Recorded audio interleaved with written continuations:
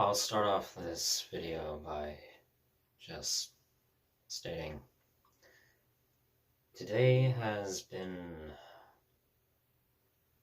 a bit of an emotional roller coaster for me, not because of any major event. It's just I've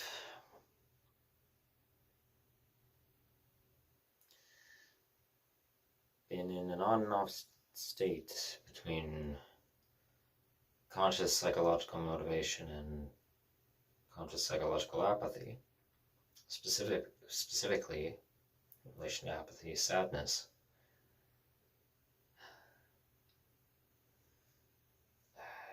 Today,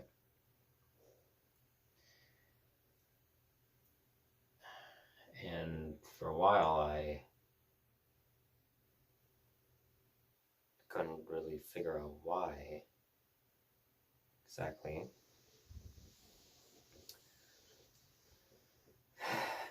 In terms of self-psychoanalysis, but I think I know why now.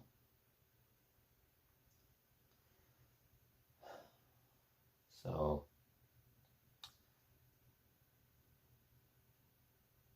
well, sorry if I don't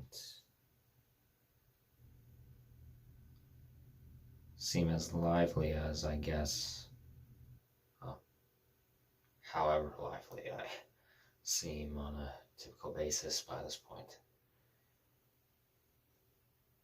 Online, that is.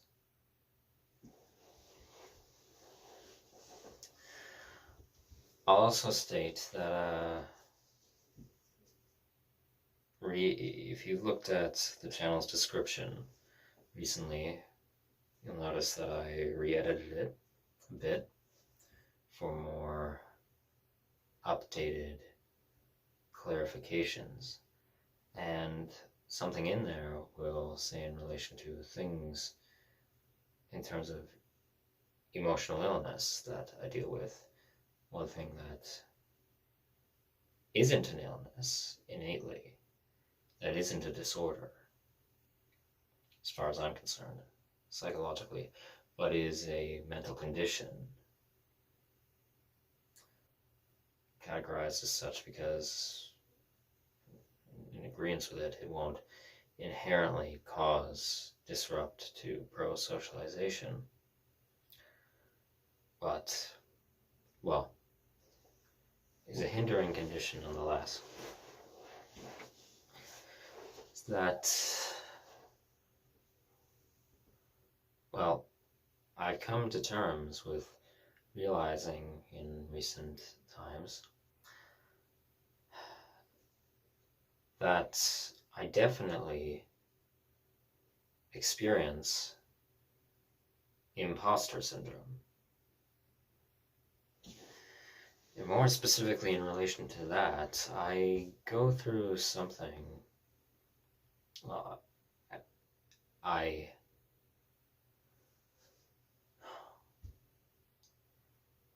in regards to it, I experience something that is known as, in modern psychology, the Dunning-Kruger effect, which, well, I can get into explaining later on. But, well, it's very clear that I suffer from that. And if you don't know what imposter syndrome is, let me just quickly explain it. It is the mental perspective, self-perspective, that your achievements are not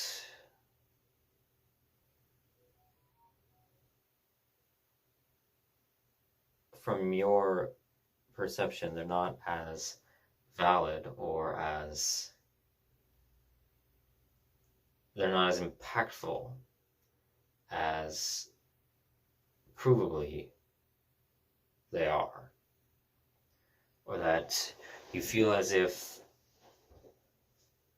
even when you're doing something that doing it correctly, let's just put it in the most oversimplified terms.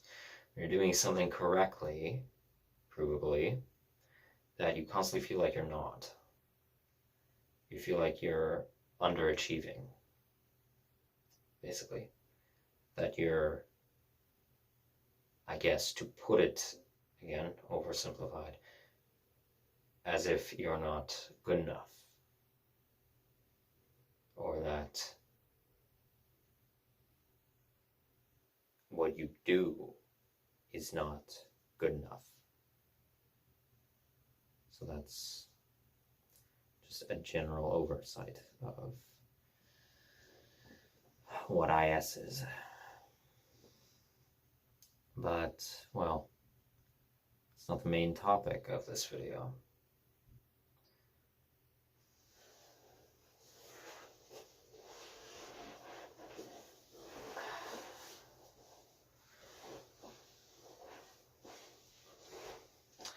What I'm going to talk about here is something that I've been thinking of for quite a while, and I have been reflecting back on it, have expressed verbally at multiple points, really in essence, just not ever outright saying it. And this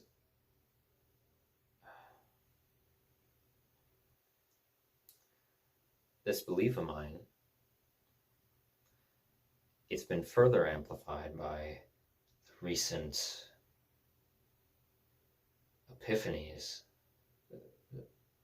recent realizations I've had in regards to humanity as a whole and my input into humankind.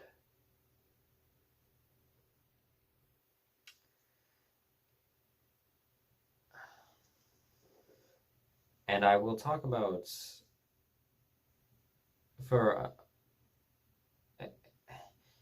and the other thing is, another topic that I want to further discuss here after I address this one thing. I've talked about recently, again, with my cognitive epiphany, but in specific regards to a certain person that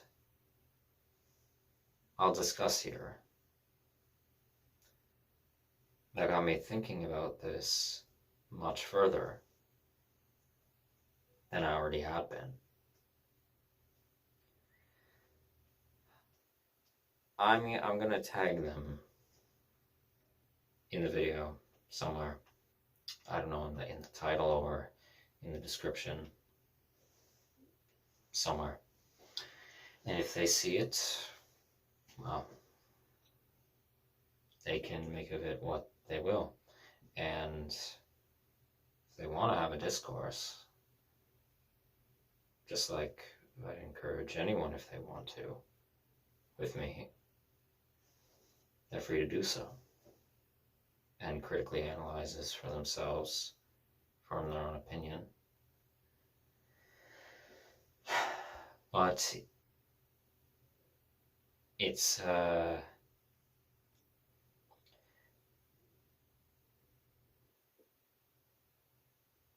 I'll just save it before I get into it later in the video. It relates to things they've recently commented on that has been a complete mix from my personal perspective of things that I completely agree with and I think are incredibly insightful, and then things I think are at the same time, mixed in with these thoughts, incredibly moronic and incredibly foolish, provably destructive. But that's for a different point in the video. So, what am I going to start off with? Well, I have a general idea of what I am going to title this video. So, if you clicked on it, well, you read the title. So let me elaborate on that title.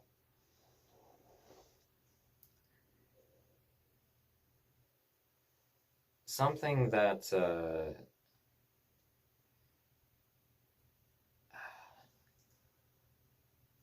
socioculturally has been very present amongst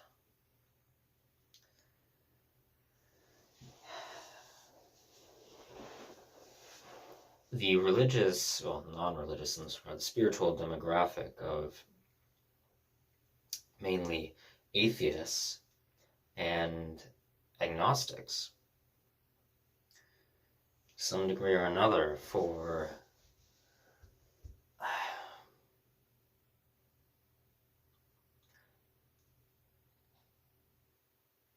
at least most of the last century or so.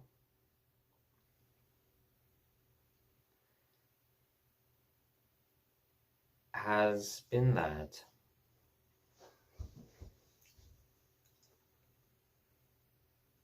life is meaningless, which is the philosophy in regards to relation of the spiritual belief of atheism, and furthermore agnostic atheism. It relates to the philosophy, the ontological philosophy of nihilism, the idea that cosmically, the essence of the universe itself, that there is no concrete end goal point, there is no set universal pathway, I guess you could call it, for time as we conceptualize it, and the entirety of existence itself, and especially more so in this regard to human and animal life, that there is no definitive divine, I guess you could call it, purpose to existence itself and human existence.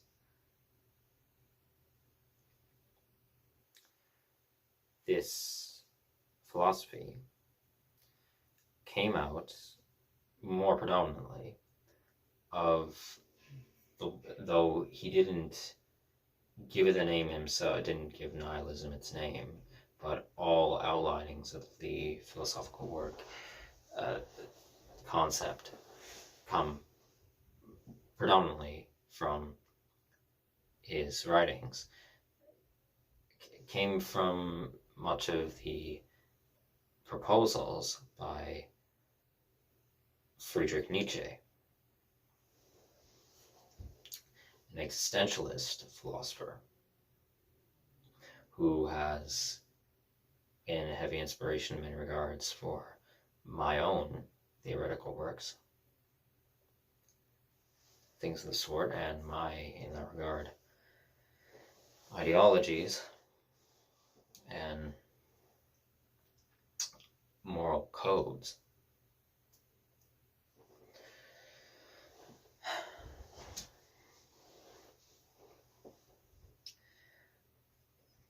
Now, I'm not going to delve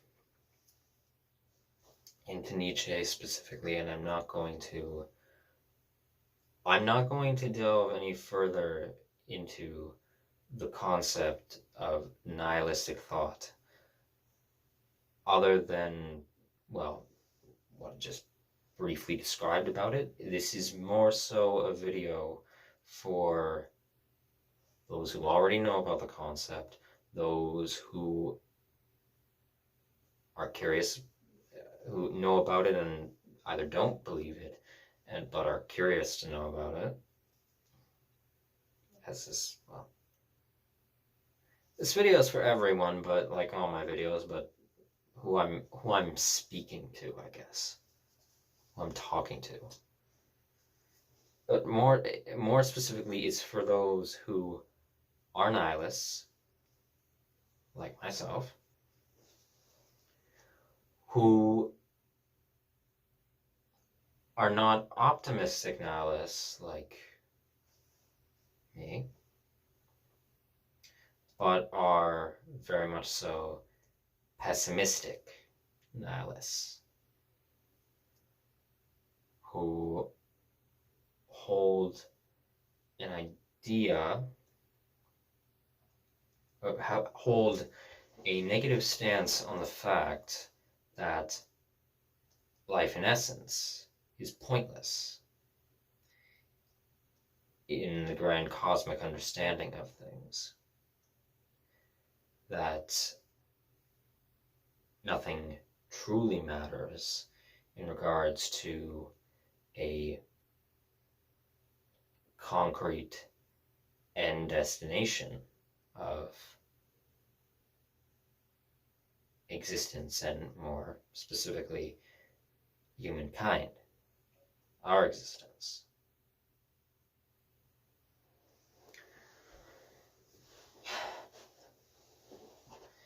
There's still to this day, and I'm sure it will continue to be for a very long time, though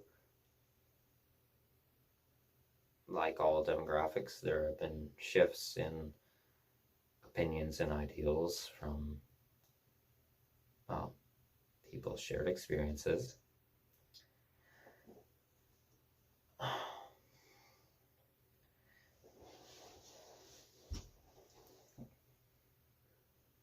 There's a plethora of people who see life as a whole because solely in relation to a person's existential dread, solely see the fact that life is meaningless in essence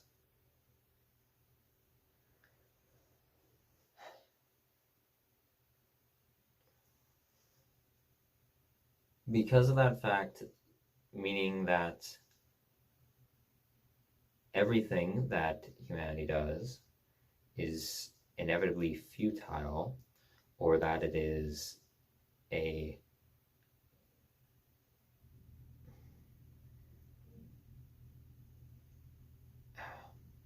that no matter any beneficial actions provably done or detrimental actions provably done, that it's all not worth it. And I'm not we're gonna relate it specifically to the philosophy of misanthropy, which, though in this regard, it's fair to say that most pessimistic nihilists also hold misanthropic views.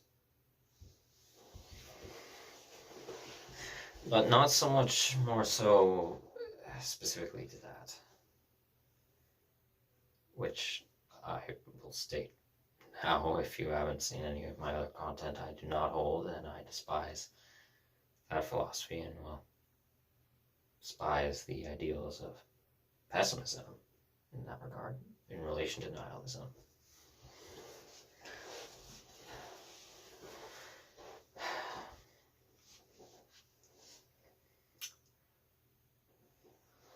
Well, for those who view existence as such and are severely depressed because of said realizations, accompanied by other societal and interpersonal factors that fuel those belief systems.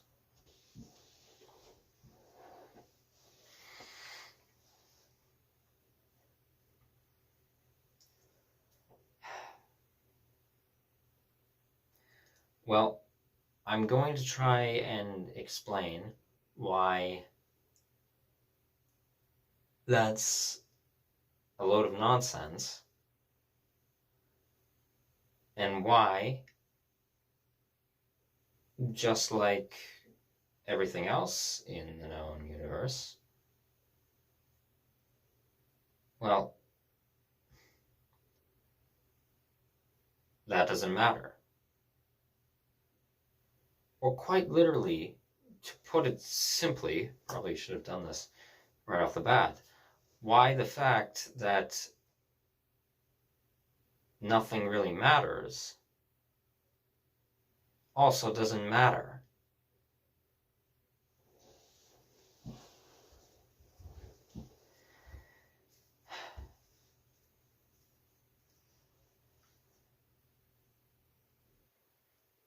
For a long time, especially when I was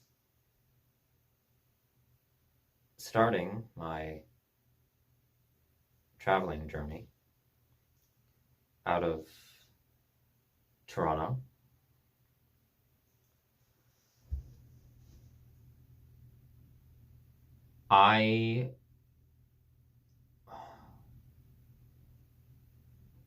if you know about my history,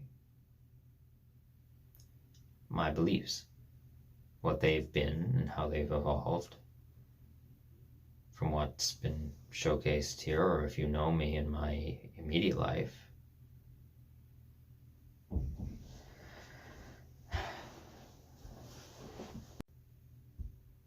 there was a point, because of the depravity of the world and my pre-existing nihilistic viewpoints, though still considering myself an optimist,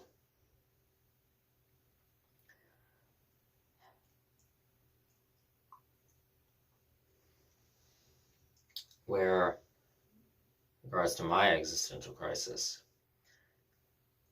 I was thinking, well, if humanity is past a point of no return because of mass sociological trauma causing psychological trauma, causing mass moral deplorableness, corruption for various individuals,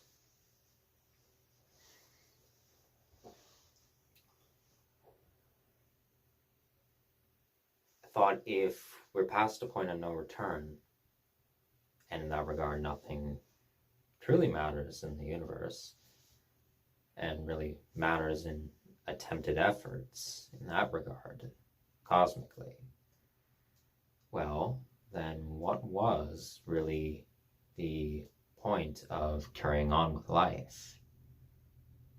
In regards to ideals of optimistic nihilism, I believed, and now very much do so believe, again, this time with more reaffirmation, thankfully, that despite the pointlessness of the essence of human existence,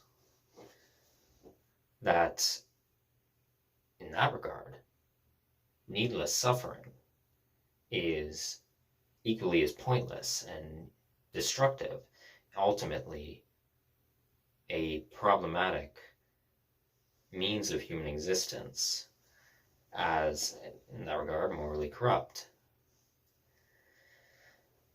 If it's being caused by human action, because, well, we're all pointless, and inevitably after death, going to the same place, as yes, as I've talked about before, my scientific proposals, and I'll bring it up here, I consider, in regards to atheistic belief, the so-called blackened oblivion after death to technically be a place. Well, either way, that, and as far as I'm concerned, knowing that no one wants to die, we're all instinctually, subconsciously afraid of death. That suffering created suffering was completely ridiculous and completely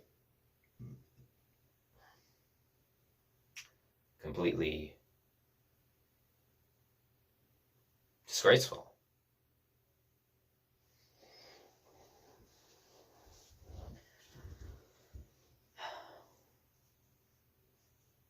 So you should try to mitigate suffering as much as possible.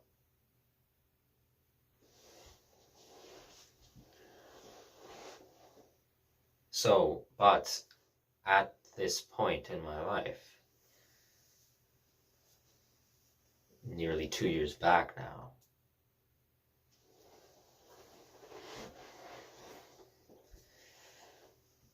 because of very disturbing things I had begun contemplating and realizing in relation to further research and experience with the world around me, whether or not, if human beings really were innately compassionate animals towards one another, whether they were truly pro-social, or whether they were innately sociopathic, empathyless, in that regard antisocial, which is also, by this point, as far as I'm concerned, not true in relation to the latter.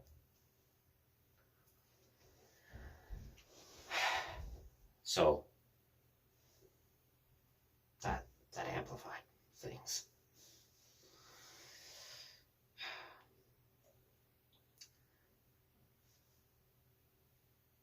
And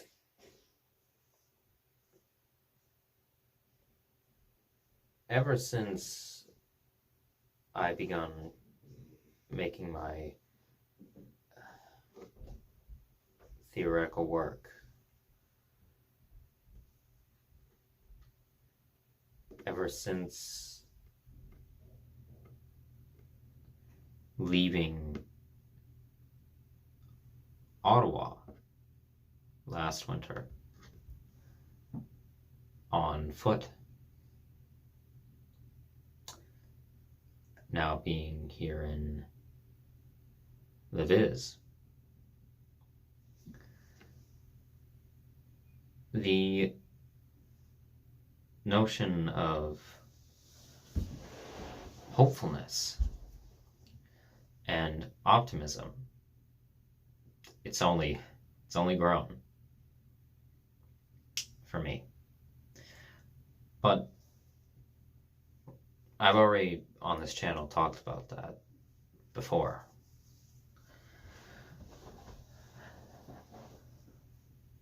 So now I just want to offer up a thought experiment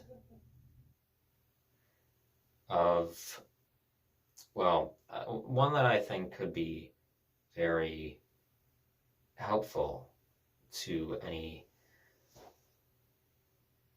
pessimistic nihilists who are in a devastated emotional state over the fact of your attempts at anything being ultimately, in the grand scheme of things, null and void. Well,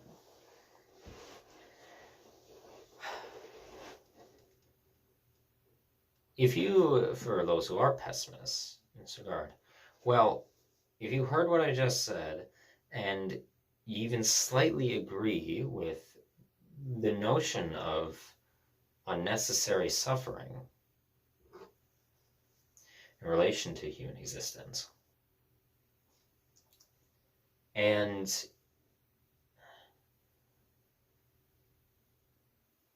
if you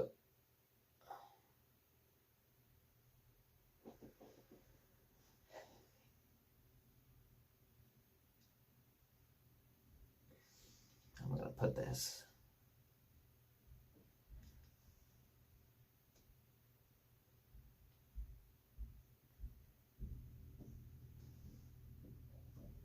If you know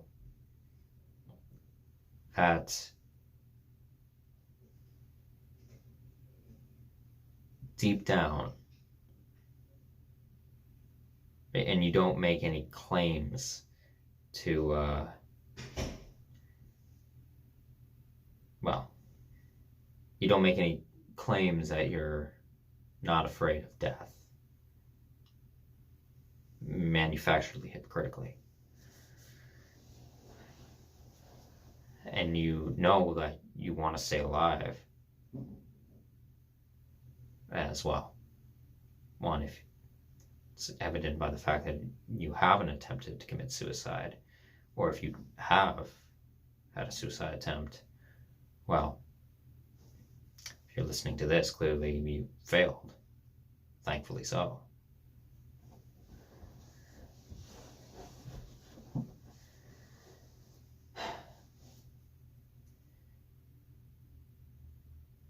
If you know that you want to live and continue on with this life, even with the knowledge of the fact that I very much believe is truthful, that existence in essence, ontologically, as a whole, is concretely pointless in how we conceptualize pointlessness in the grand scheme of, well, the universe itself, then that shouldn't, by that same logic, really matter at all. Or at the very, well, in terms of philosophical discourse, yes, that's an important discussion. That's an important thought process and understanding, concept. But if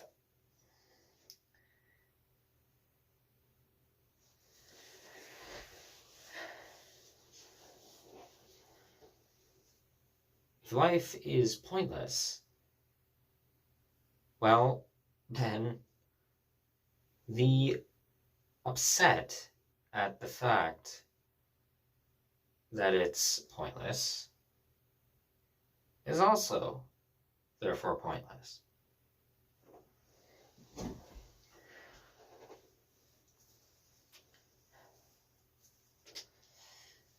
And yes, it is contradicting.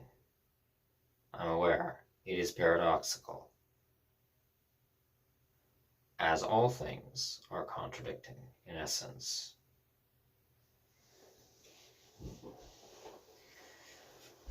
One of my scientific proposals, one of my theories, is the paradox of existence. We talked about it before.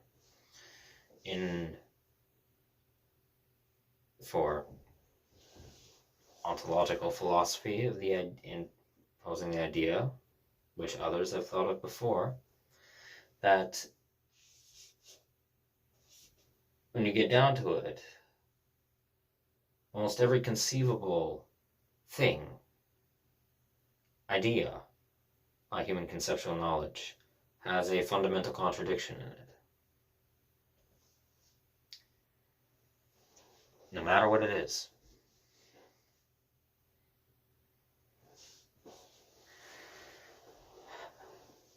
And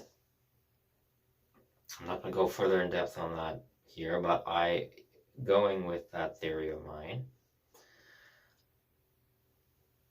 I'll explain that this is the same. This logic applies the same to the concept of cosmic nihilism.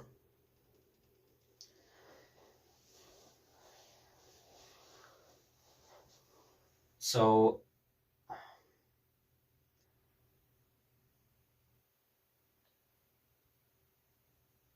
for the notion that your efforts are ultimately futile, well, let's do a bit of self-reflection for yourself here. Okay, I believe that you had motivation, you had a drive in relation to theories of mine, psychobiological theories, and why you would have that motivation, but even so, whatever the specific goals you had may be in life, what you're currently trying to achieve, but you're in a depressive fugue and contemplating whether it's even worth it.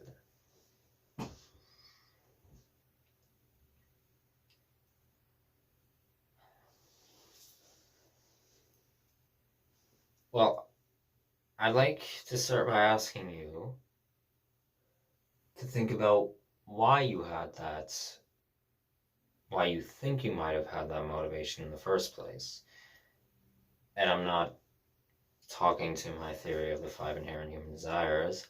I'm talking about because of that in your daily actions. What pushed you to go towards a specific thing to enact? Why were you initially determined to do that?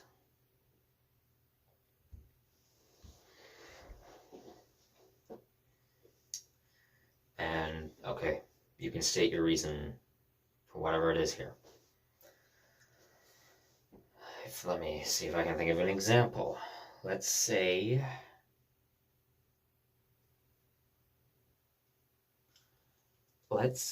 you wanted to sail across the ocean, or let's pick a specific ocean. Let's say you wanted to sail across the entirety of the Arctic Ocean from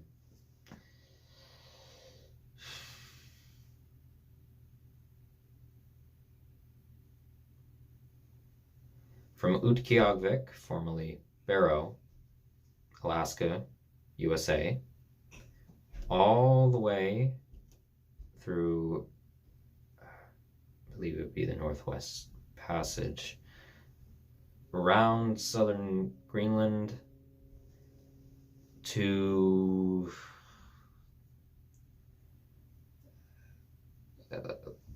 let's say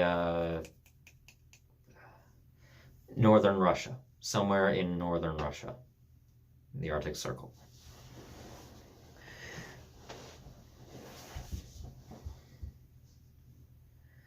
So you lived in an area close to the Arctic Circle, or you traveled there to a spot that was convenient to do so, and you gathered the resources to do so, a boat of whatever kind, and enough food to last for a while, and you did all these preparations to attempt to sail across the Arctic Ocean. And then in the midst of all this, something happens and you fall into a major depressive state and you are contemplating suicide. And in relation to that, because of things in relation to the concept of pessimistic nihilism. So, say for that, let's say their initial motivation was to just prove that with the resources they had, and maybe for whatever reason who they were as a person initially before this, that they could do it, to prove that it was possible with their skills and the materials they had. Say that was the initial driving force.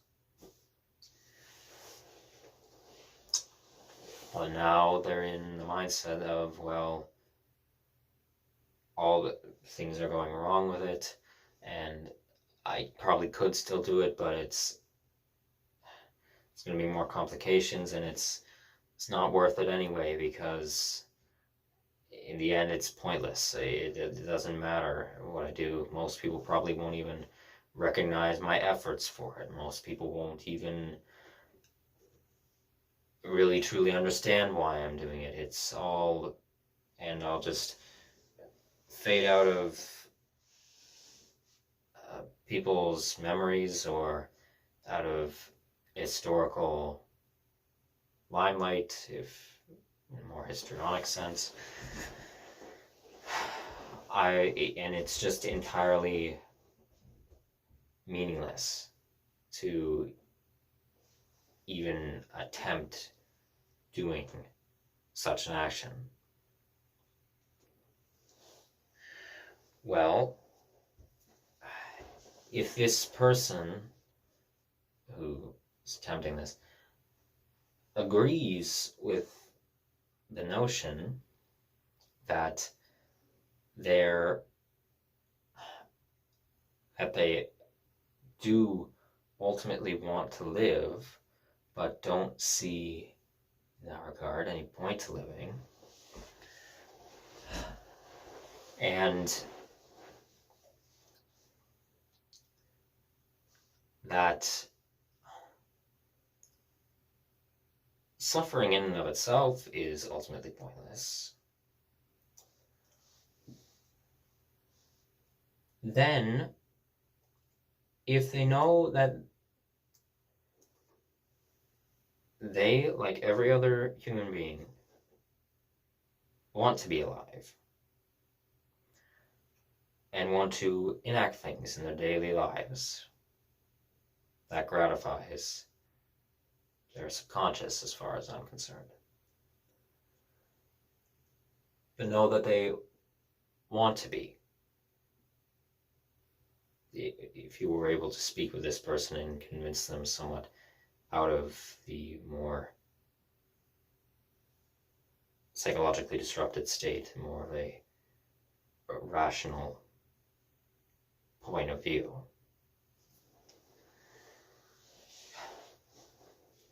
Well, then, if they were to agree with that logic, then by that same logic, it should not be a depressing thought, and should not be a frightening thought, that life ultimately doesn't matter. in the grand scheme of things, because clearly life matters to us.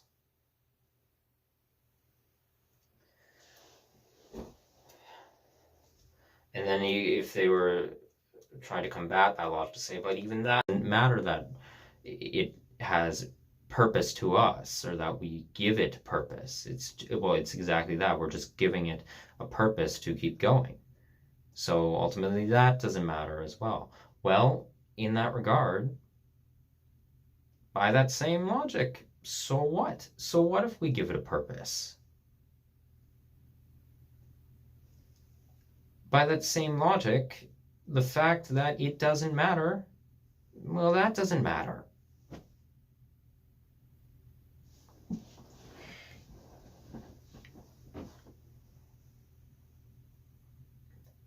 In the way that, as far as I'm concerned, okay, let's look at the definition of, let's look at the essence of what aesthetically or morally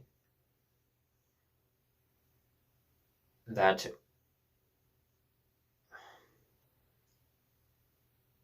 we consider actions, things, whether they be metaphysical or physical, to matter to us, to have some sort of sentimental value. And this is widely varied cross-culturally and cross-ideologically. Some, as far as I'm concerned, provably beneficially sentimental, and others provably detrimentally sentimental, but regardless of either or, looking at the fact of how we understand and what we conceptualize as something having significance to it, I guess you could say. Having a substantial, meaningful to our emotional gratification weight to it.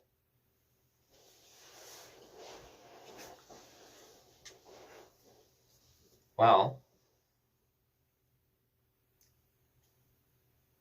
in a paradoxical sense, in relation to contradictions, if we look at,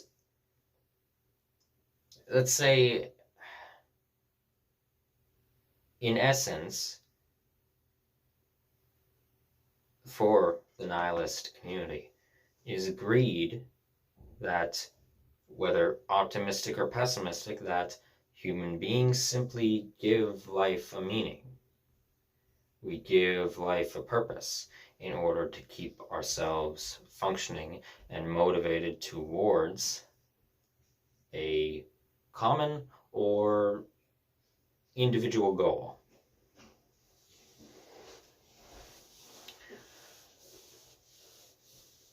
Well, then if we're going to look at that in relation to my theory of the paradox of existence, the innate contradictions of life, is the fact that we give life meaning, is that not inherently the meaning of life?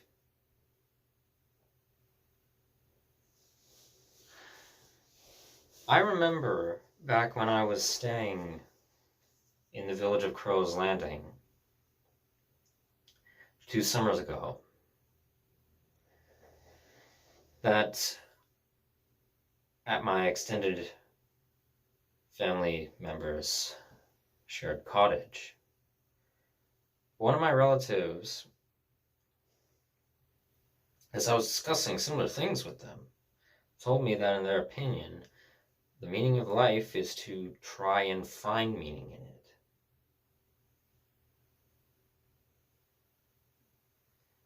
And at the time,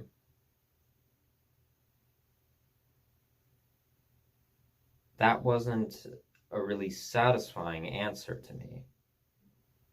And I'm sure for an amount of you watching this, if you are making it this far in the video, it's not a really satisfying answer maybe to you. But let me, I guess, elaborate more on, I think, what they meant by it. Maybe it was just the wording that was unsatisfactory to me.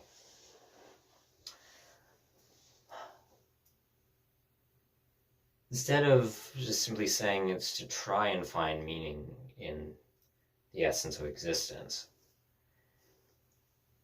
well, if we look at how we conceptualize this knowledge of seeking meaning, based upon, and if we're going to agree as well on the fact that this relates as well to the idea of constructed cognitive knowledge and social constructs, which are innate to all, as far as I'm concerned, human understanding, creating social constructs. It's impossible to not have social constructs.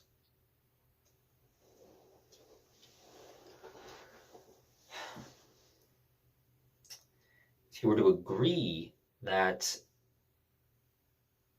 the fact that life has meaning, is just a social construct, well, by that same logic, then the fact that life has no meaning, or how we conceptualize meaninglessness, well, then that's just a social construct.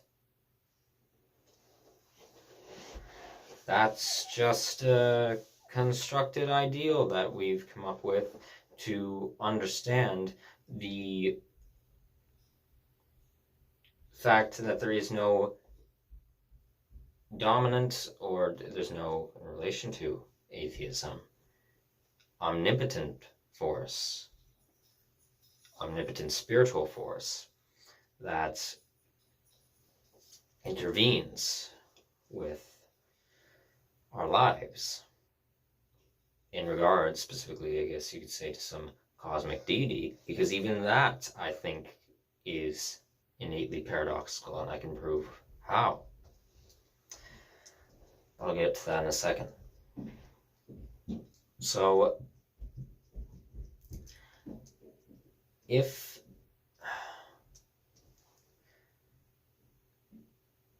we're going to say that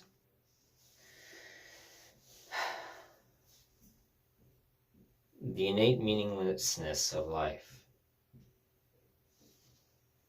is just a construct, then the fact that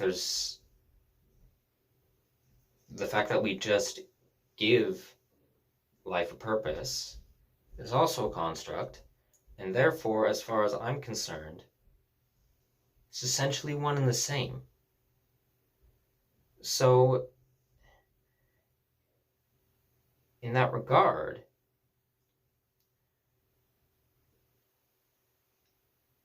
it shouldn't ultimately make a difference, just as ultimately nothing does in the essence of existence in regards to the greater known universe. That the only way I can really articulate this, again, from our ability to conceptualize this knowledge, is that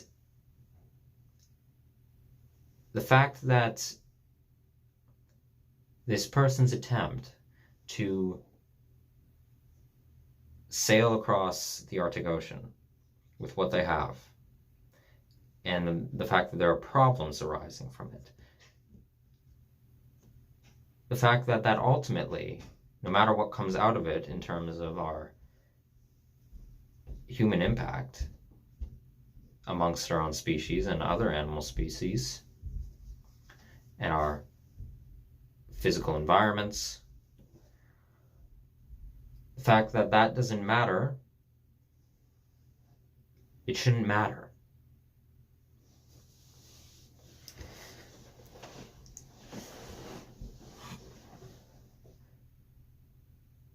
I think a lot of people during, say, in a pessimistic nihilistic crisis, or who identify as pessimistic nihilists.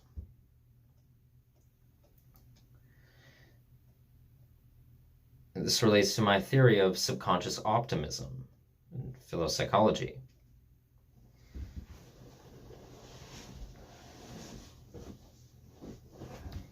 I think a lot of people, because of mass trauma they've endured,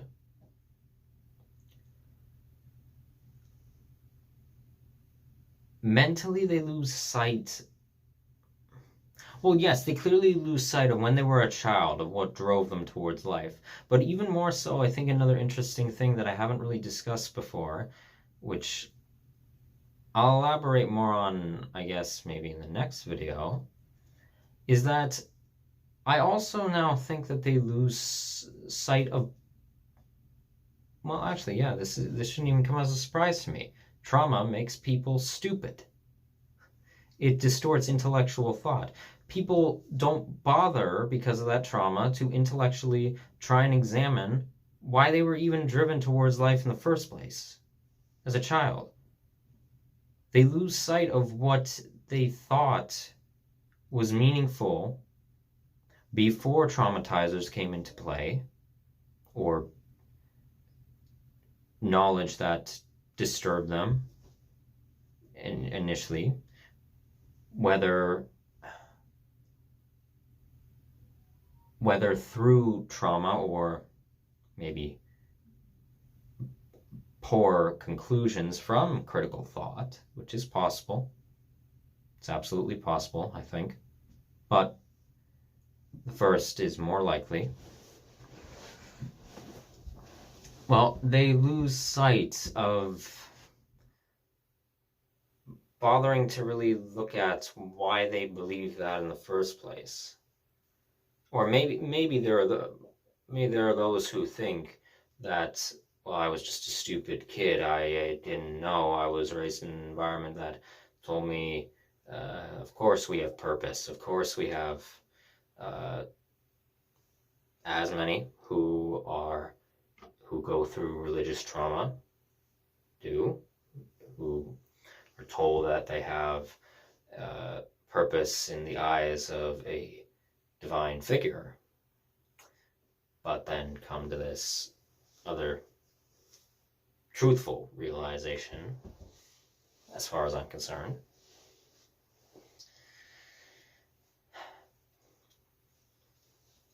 Well,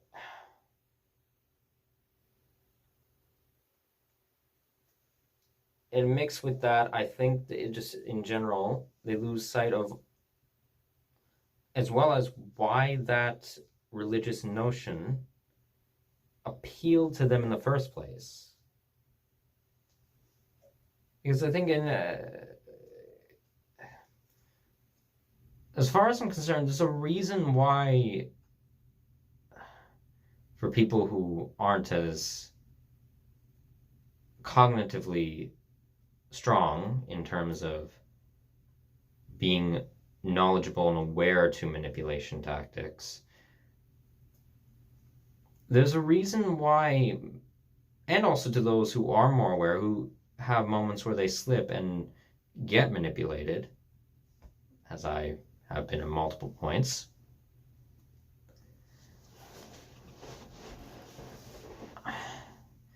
There's something about certain manipulation tactics that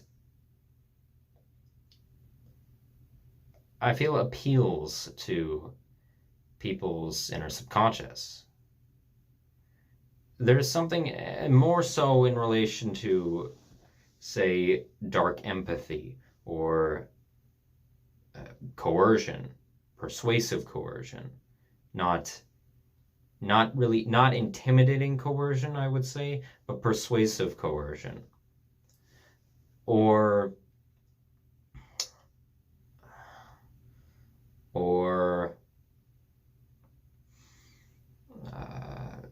you count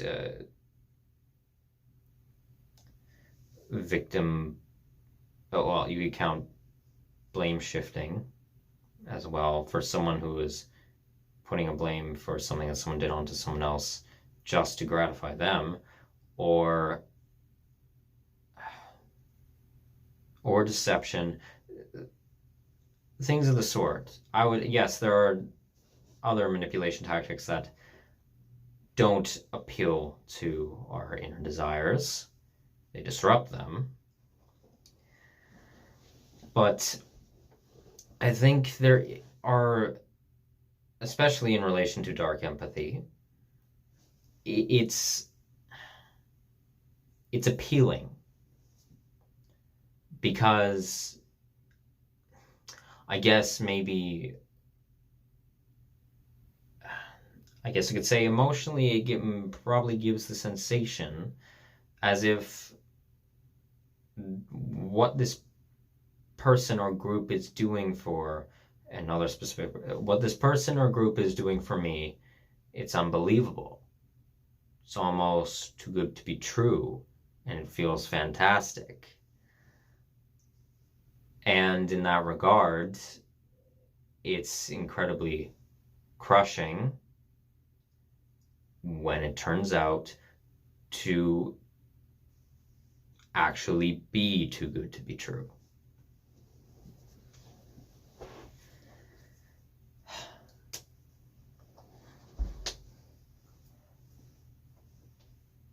Well, yeah, okay, I just answered my own question. Well, not really question, pondering, saying I think, yeah, I know, of course. Well, yes. Human beings, as far as I'm concerned in relation to my theory of interactive loneliness, want empathy. Human pro-socialization. So, okay, yeah. Well, see there. I just kind of, I both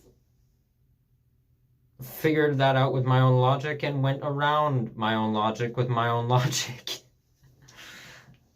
I see, even those who try and induce critical thought, it's a process.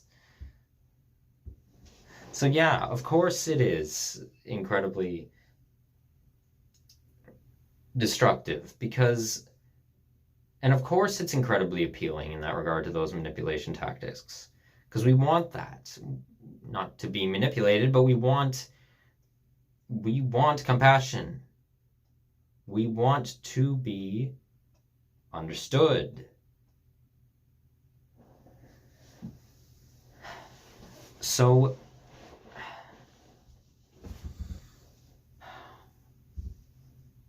back on point.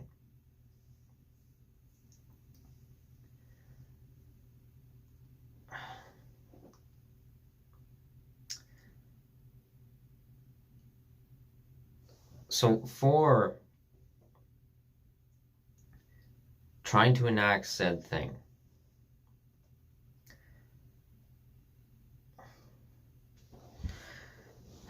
with whatever you're doing in your life,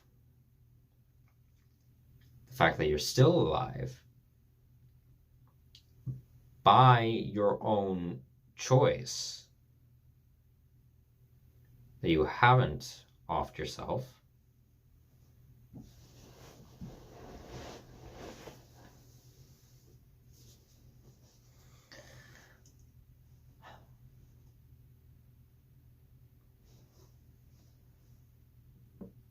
clearly you want to still be in existence. Clearly the boater trying to sail across the Arctic wants to be alive.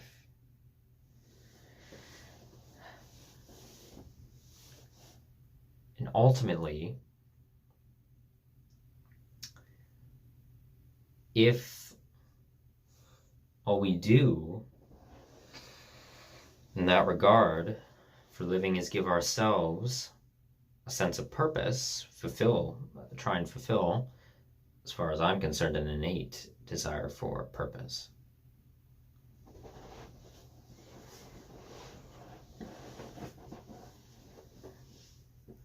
then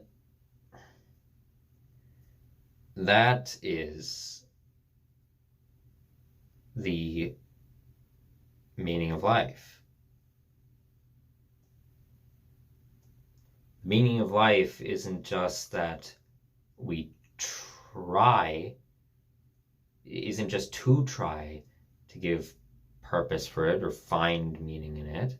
It's that we simply do just find meaning in it. That's the meaning of life, to give life a meaning.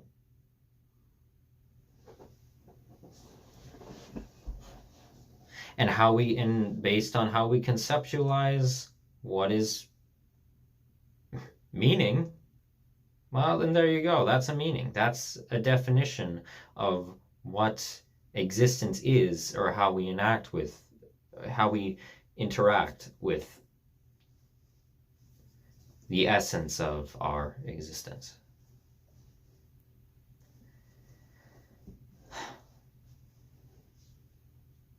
And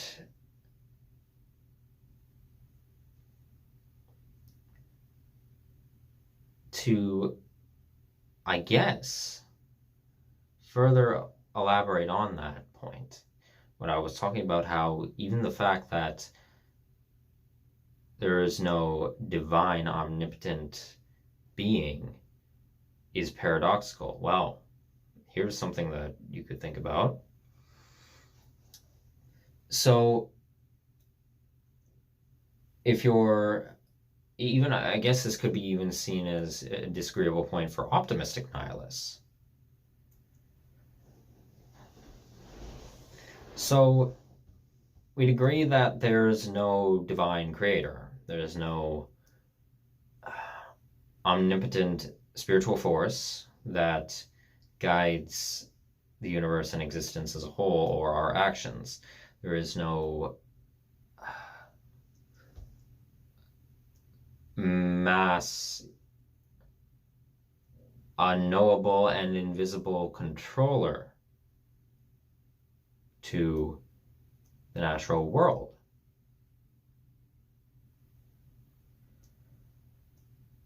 Yeah, there kind of is. Who is that? The natural world itself. Natural essence. Well, let's look at that. What could I pick from here? Let's go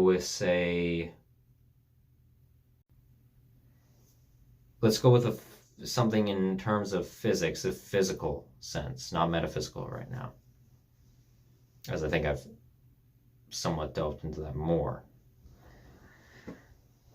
Let's say something like the physical environment, the ecosystems of the world. Well, plant life, plant-based organisms, they give us all the essential compounds to survive, oxygenating the air, and in regards to certain plant life, purifying to some degree water sources that make it further, purifying it for the consumption of other animal life, not just including us, or making the environment inhabitable for other forms of animal life. Well,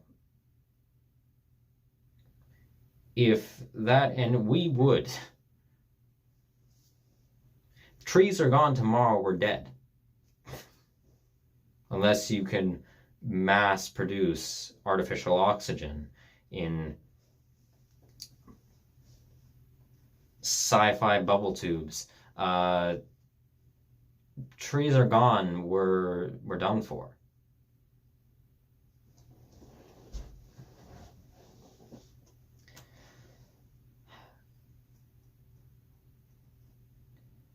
Well, in that regard, is that not an omnipotent force, in essence? And furthermore, well, plants are alive. Plants are a living organism. They have cellular systems just the same as we do. Well, not just the same, obviously, different structuring. Plant-based cell versus animal cells, basic, dumbed down world biology, but in educational systems. But in essence, their function is the same, to provide sustainable life force to the plant-based organism. So it's alive. It's a living being. And it has complete, entire control over us, no matter what we think or do. And in that regard, in the notion of free will, does that technically mean we're just completely at the mercy of plant life? We're completely at the mercy of the surrounding ecosystems, providing, and further going further than that, other natural resources would obtained from plant-based organisms, the water cycle, or minerals mined from within the Earth's sediment. All these compounds for construction of various structures that we inhabit, or taking from natural materials to make so much as clothing, if we wear clothing, when we do, for those of you who are also nudists, or for communication devices, the compounds needed for them, all of that comes from the natural world. Resources, natural resources, even the shit that makes artificial crap. Somewhere along there, it has to come from a natural resource. So, if you want to look at it that way, without those, we're gone. We are at the complete mercy of the fact that those resources are even in existence to begin with. That they're even around. That we evolved with them and we learned how to harvest them and utilize them.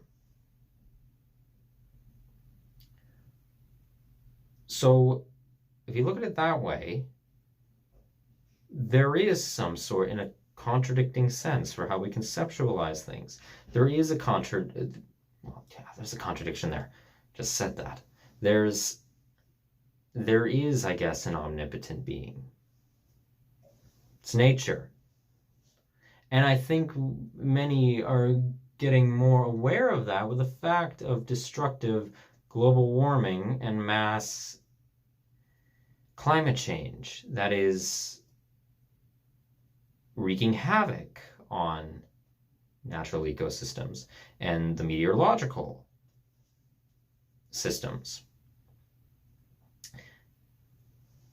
That, despite what certain individuals on the right wing may think, we have not seen before, and at the rate that we're going at, would not, if it gets to enough of a destructive point, would not be able to evolve at a quick enough rate with the changes, with how severe that they could get, because of our destructive influence over it.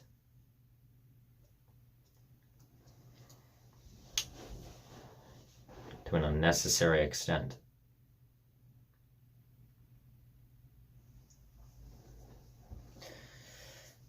So, yeah, you could look at it that way. There is technically an omnipotent being in that regard.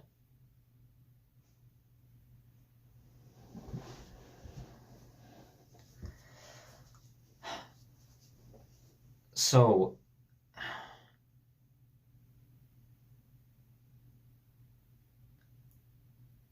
to wrap up my point here for this half of the video, and then get on to what I wanted to talk about next, address that.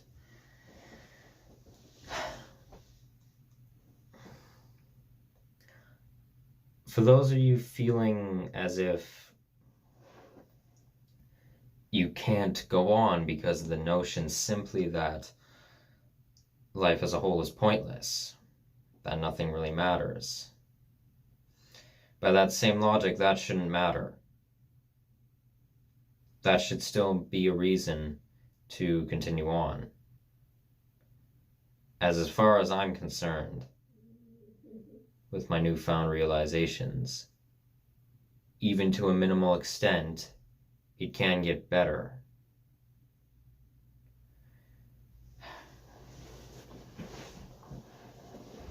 Very much so, in regards to what we choose to do within our existence.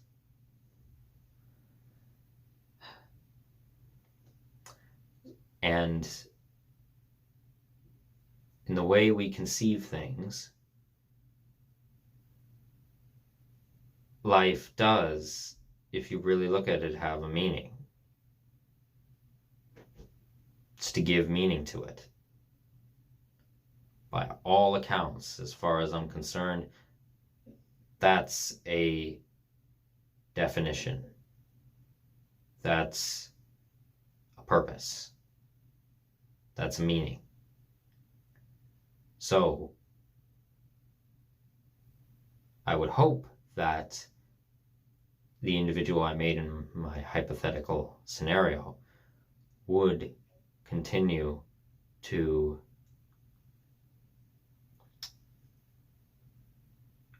would attempt to sail their boat across the Arctic. From Utqiagvik, USA, all the way to the Scandinavian portion of northern Russia, the Murmansk Oblast, or somewhere in northern Siberia.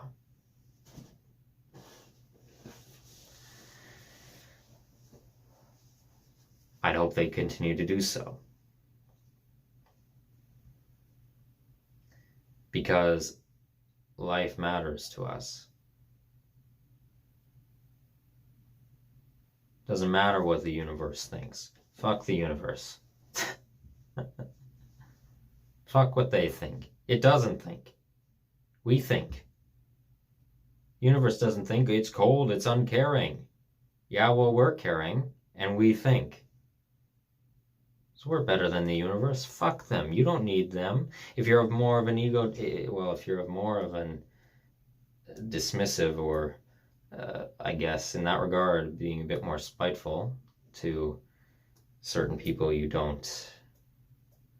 aren't particular on, which I think that's another thing you'd need to look at in terms of being uncompassionate.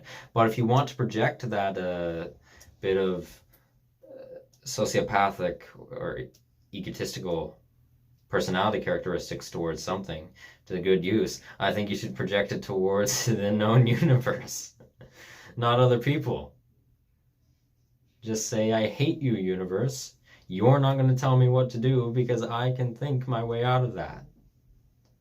It doesn't matter if you don't matter. What matters is the fact that, well, I matter and we matter to all of us. And to other animal species as well. We can form bonds with them despite having to harvest them, if need be, as we don't have sustainable methods of consuming food other than that overall yet, but that's another topic. But we can. And we can be thankful that those resources, the other animals, you could look at another omnipotent being, the other animals that we use to survive, if they weren't there and we didn't evolve alongside them, what would have happened to us? So you can be thankful that they're there to be utilized and to help us. Be thankful to them and be thankful to the natural world. So, I guess that's another way to look at it. So I'm going to get a drink of water and then address the other thing I want to in this video. I don't think it will be as long, though.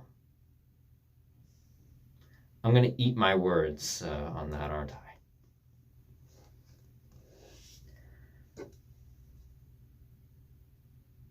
You know, I think I'm going to reveal a little interesting fact about myself here. Call me what you want for it, I don't abide. My favorite drink in the whole world is water. Is plain water. I mean it. I'm not joking.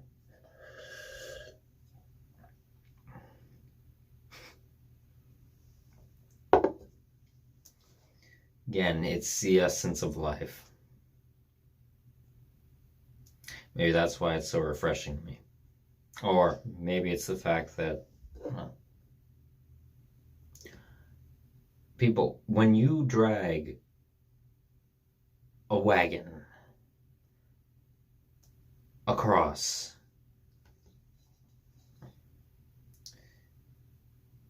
an entire half of the eastern portion of the second largest country in the world,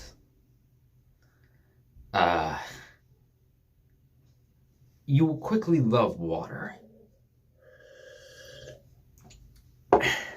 Or where you've had times in the night where you've been dehydrated, very thirsty, and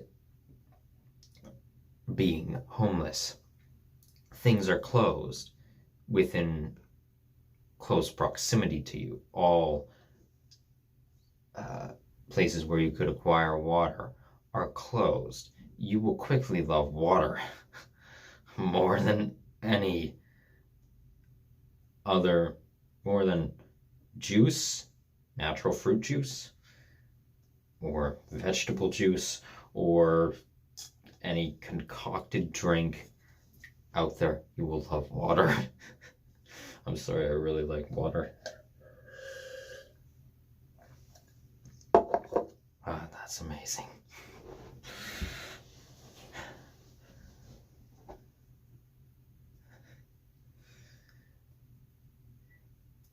Yeah, I think you can tell some of the reasons, or for those of you who don't follow my Pornhub channel, is softcore porn. It's, I don't think I needed to say that for you to know that by this point.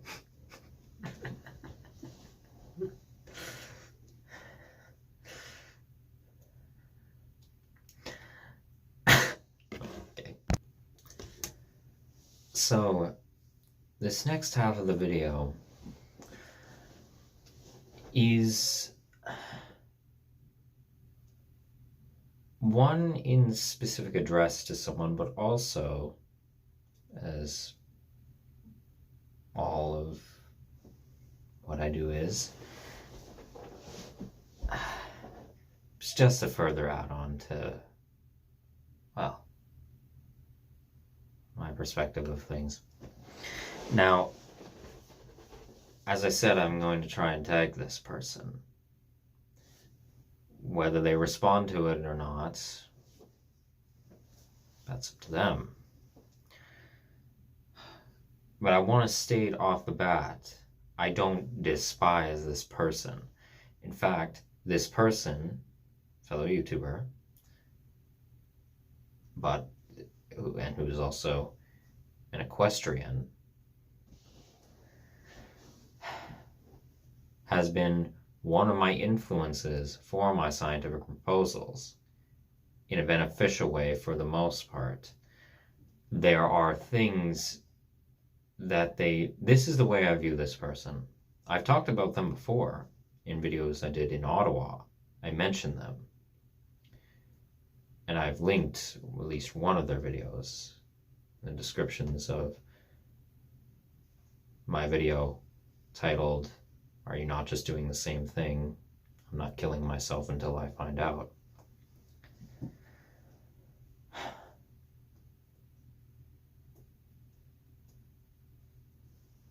There are things this person says that I wholeheartedly agree with. There are other things they say that I think are completely ignorant and wrong.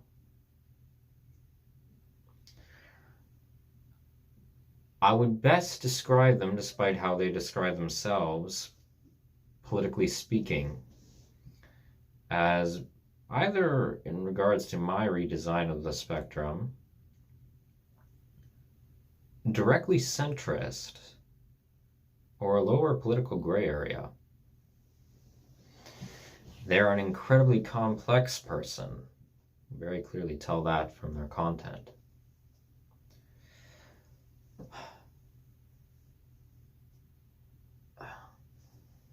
So I'm just stating, I don't dislike this person, I don't despise them. But in regards to something recent that they said in a video that they made, well, I think the idea behind what they said was not idiotic. It was incredibly, well, I agree with it, incredibly profound, and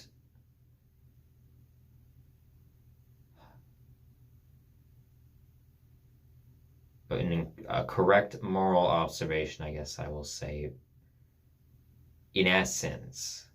However, what they equated to being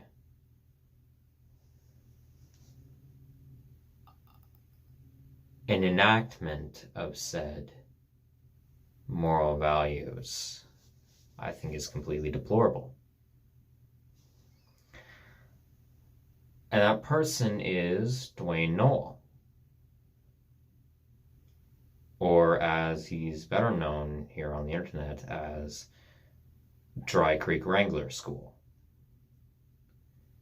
Now, him and his wife own a private equestrian riding, well, teaching organization. I think they're out, well, they're American, live in the United States. I think they're in Wyoming, the American state of Wyoming. But if you don't know who Dwayne Knoll is, well, he's that, and he's a YouTuber who does many philosophical commentary videos on things he's observed and relates them especially in many ways to his experience with horse riding and horse training. And he also, along with that content, has made a certain amount of tutorials by now for methods in horse riding or equipment in relation to horse riding and things of the sort. But so, and that's all I'm going to explain about him, like just in description. If you want to know more about him, I advise you to go check out his channel and his wife's channel, Dry Creek Wrangler School and Dry Creek Mama, I believe is his wife's channel's name. I encourage you to go check them both out.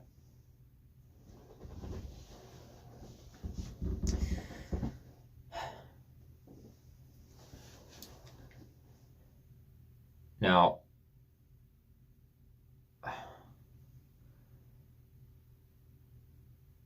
I'm just going to say, in regards to my feelings towards Dwayne, I could, in his viewpoints,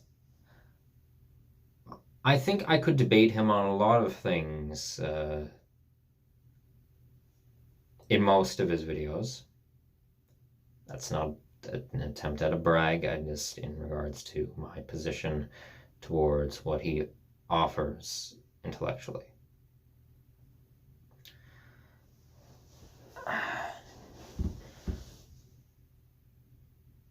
But I picked this specific one. It's the most recent thing he's touched on in terms of a concept. And because of my recent epiphany, it really struck me.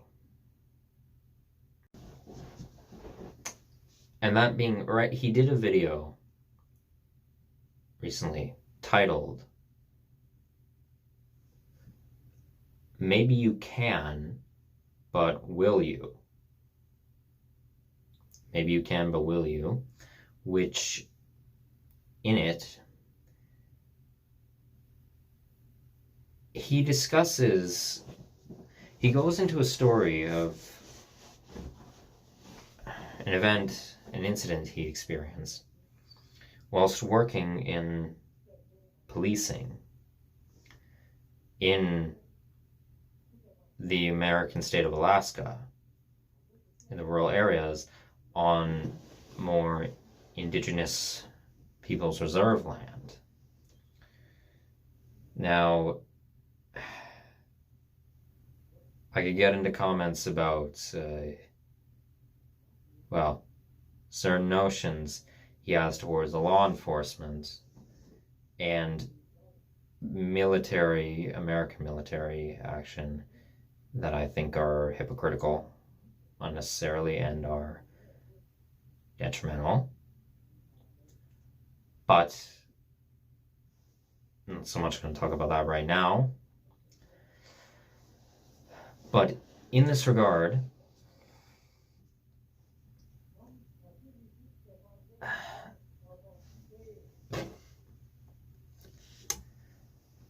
so Dwayne spoke about his time in law enforcement. An incident where he had to go, or he chose to go, to a resident's house for a domestic violence report.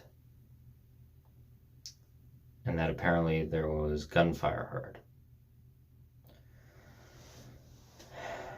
And he considers this incident to be a very pivotal, crucial moment for himself in his life, where as he went into the home, armed, but by himself, in relatively what would be a very, very rural area, middle of nowhere,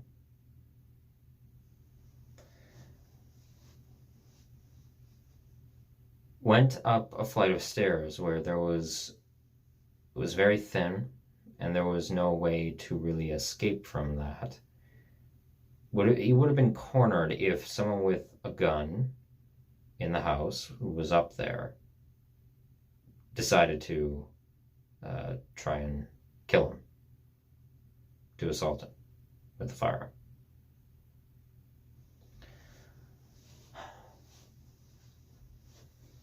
Now, verbatim what he says in the video is that at the moment, and still in agreeance in his mindset with his thought process at the time, was that if someone charges out of there with a weapon, the gun, I'm going to shoot them.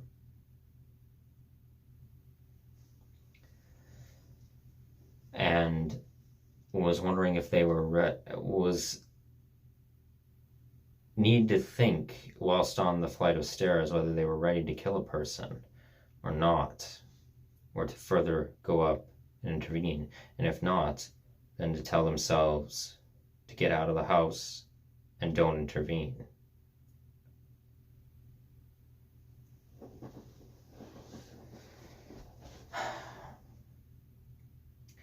Now, what he equated this to was, in essence, if you have the guts, when push comes to shove, to do what is necessary for, or what one considers to be morally necessary for a given scenario, what you would be willing to do, and who you would be willing to do said actions for.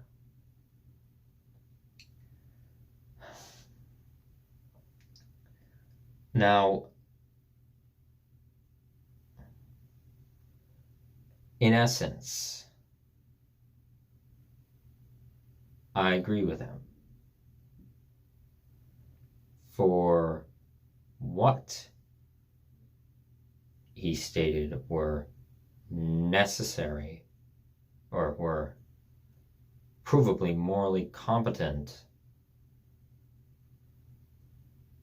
calls for defensive violence,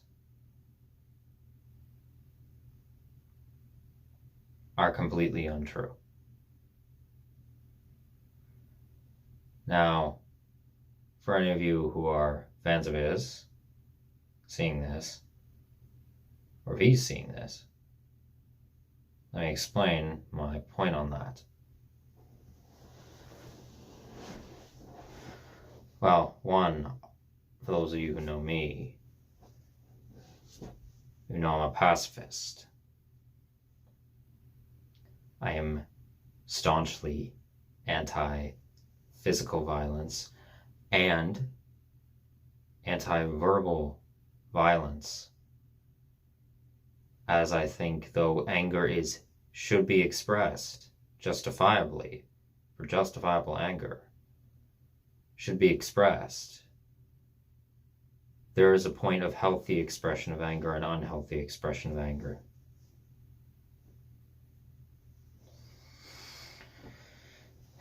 Which I myself, for the longest while, have tried working on.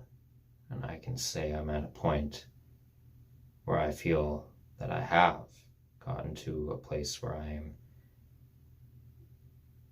engaging with my anger in a morally beneficial way. For the most part. So,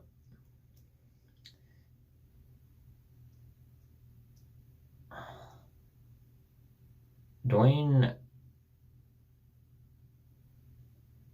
said that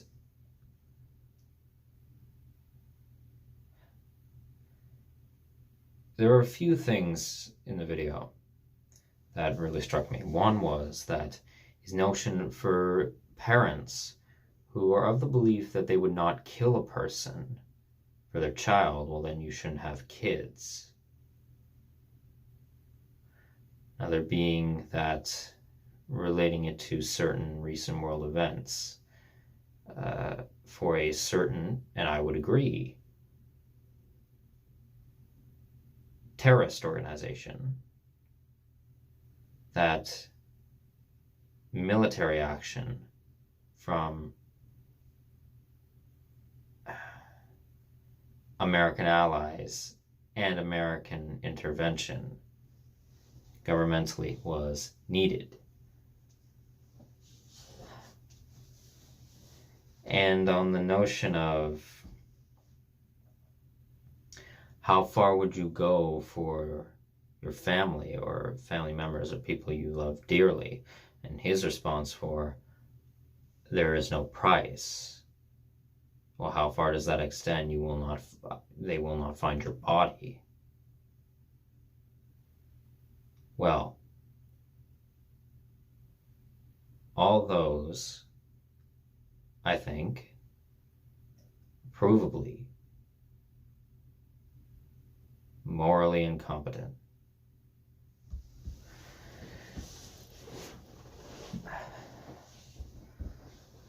I'm going to speak directly, I guess, to Dwayne right here.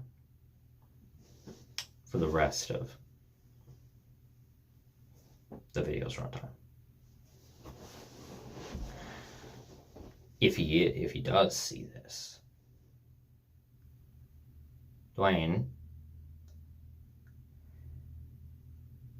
I think, like many other people, especially online, that I both admire things they do, but have many issues as well with things they do. And that is a great number.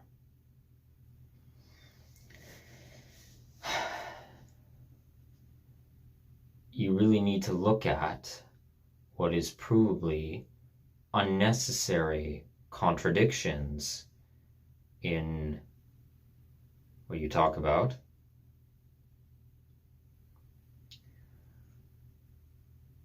And in essence as well, I think from my own psychoanalysis of you, what you really do want.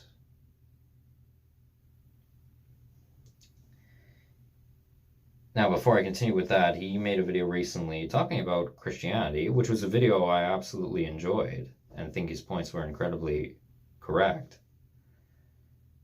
Where, though, in the video he said along the lines of people trying to psychoanalyze him online through a more parasocial dynamic, that, oh, you don't know me, trying to play psychologist, I guess you could say. Well, so before anyone comes at me for that, as I'm known to do that, well, you did so for Andrew Tate. In essence, everything that in a recent video, which was, I think, your best video, absolutely titled The Loudest Man in the Room, you absolutely psychoanalyzed him in essence. It's exactly what you did. And what you do in regards to philosophical examination is they're intersectional. You can't escape that. And the same thing goes for his notion on not being political online. Yes, you are, Dwayne, because as far as I'm concerned, political ideology is a part of every facet of life. Can't escape that. This right here in discussion of social engagement and online culture, well, that's sociopolitics right there. In regards to what he discussed for the judicial system in his latest video, well, that's governmental politics. List goes on. But anyway,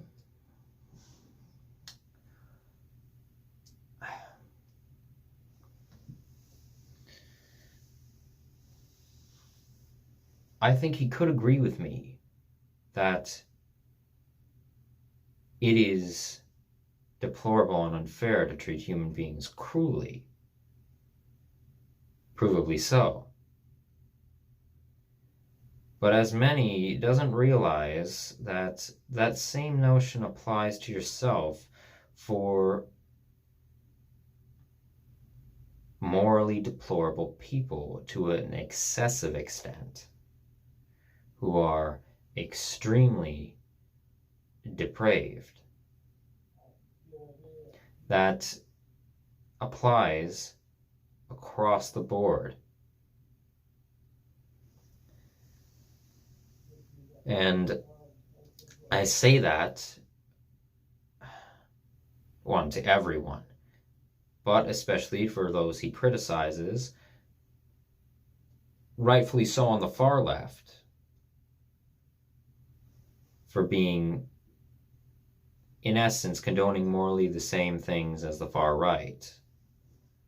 I agree, though unfortunately, in terms of right-wing influence over his beliefs, more, I guess, of falling rightist or center rightist ideals, blankets the entirety of the left wing as holding such moral practice, which is not true, coming from a rising leftist.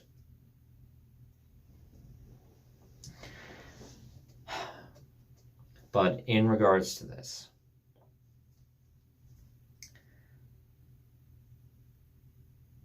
the idea of doing what it is that is necessary in order to be a person in regards to physical violence or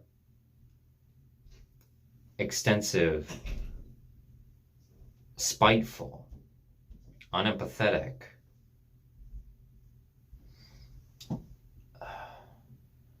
projection of persona towards an opposing force.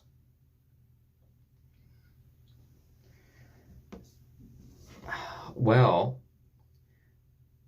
morally, provably, as far as I'm concerned, and I've said before, you're no different.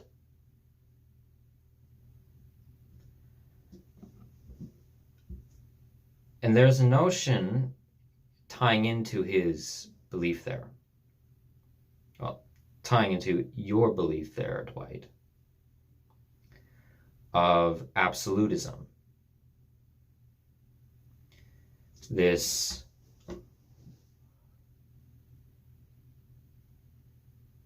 hammer to the nail, nothing debunks this logic for the absolute greater good. Flawed logic, as far as I'm concerned. There's that notion to a large amount of what he speaks towards. Now, he has often stated, and I believe what he said, you have often stated, and I believe what you say clearly, Dwayne, that you want to help young people. Your entire mission for starting the channel was to help young people navigate themselves through life. It's clearly an ideal that you hold dear. But the reality is, as far as I'm concerned, the sociological problems, and as far as I'm concerned, the certain rhetorics that you do condone, right-wing rhetorics,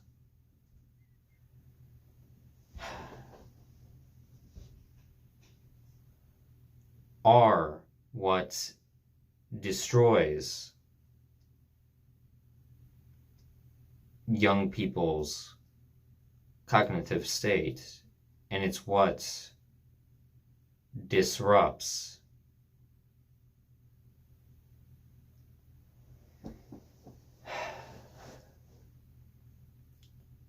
their ability to beneficially navigate through the world that we live in.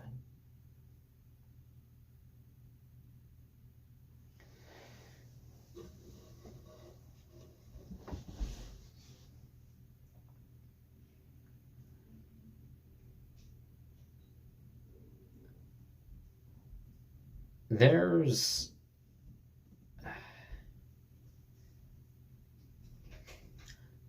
in what he's spoken about in his recent video, in what you spoke about, Dwayne, sorry, I keep shifting between how I'm addressing the audience.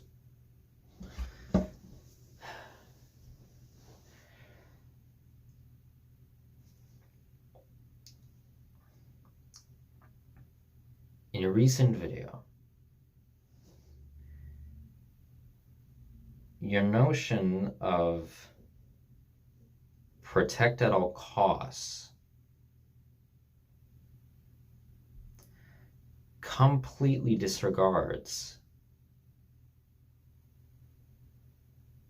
the opposing destructive forces, reasons for why they do it. And I know you said, I don't care what the reasons are. Well, you should, because it's the whole reason the issue's happening in the first place.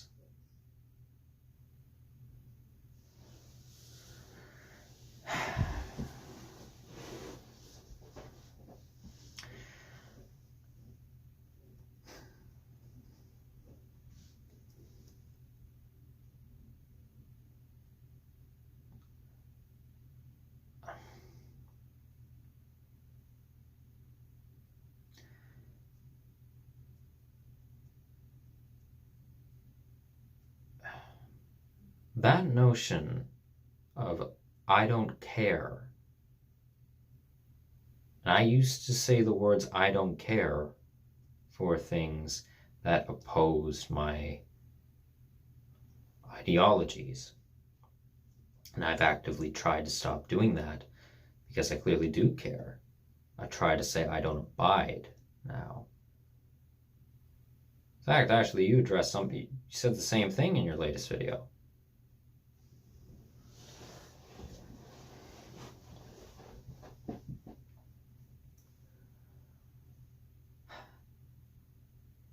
And you also, in the video you made titled The Loudest Man in the Room, advised people to critically think, once again, for everything and for your ideals as well.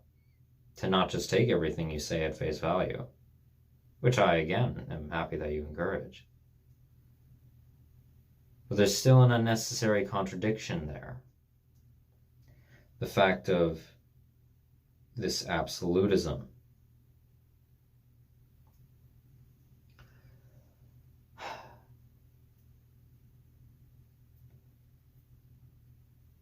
I'm not going to go into all the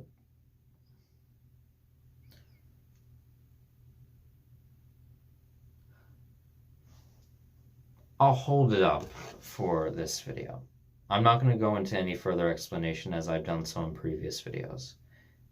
My scientific proposal video specifically. But just so the viewers and you, Dwayne, have an idea. Take a look at that.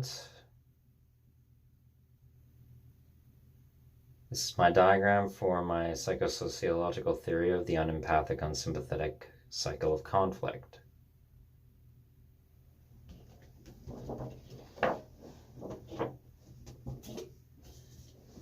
If you want to see it in more detail, you can go to the community tab of the channel. Or to my Quora account, where you can read what I have of my theories posted on Quora.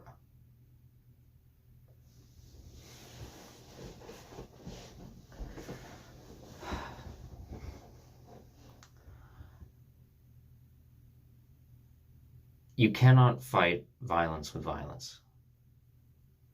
It leads to more violence.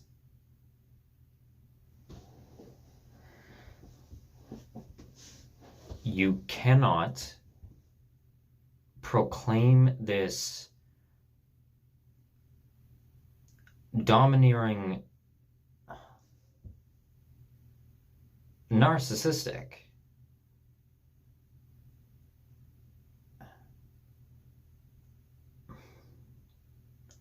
be-it-all end-all mentality, I think, in regards to this, as it's provably cruel.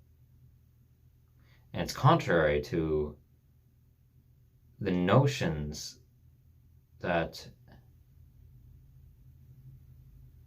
to the ideals that you strive towards, Dwayne.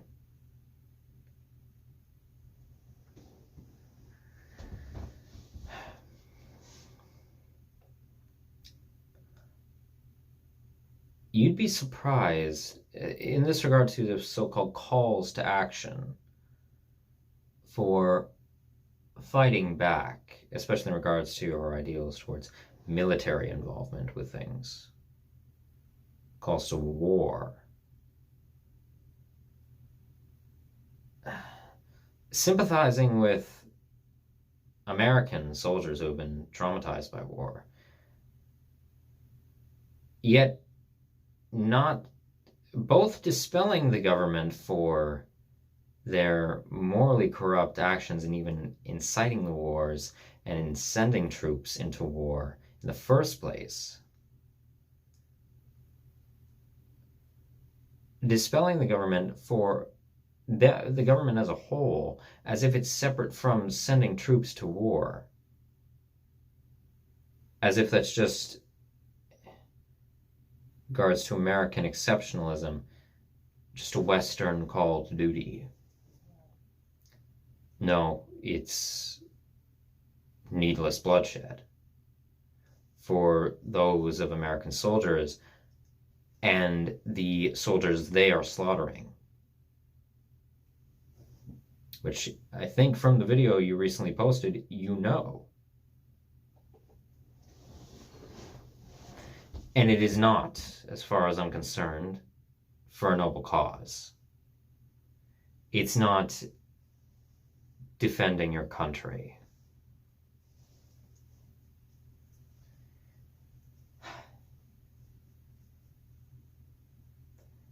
Or in regards to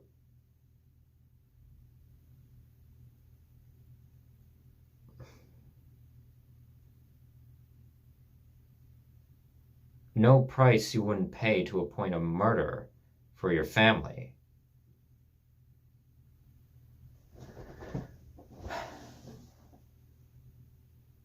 A provably unethical and destructive, well, method of trying to aid your family. That's just counteractive. Not just for what it teaches. Because in essence, it's the same deplorable action.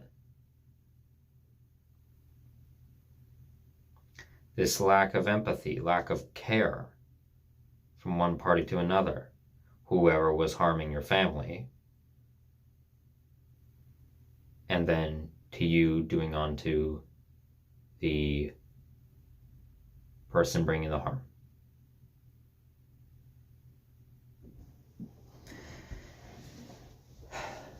In regards to his notion of being a dangerous man, how a quiet person is typically a much more dangerous individual, intellectually that is, than anyone who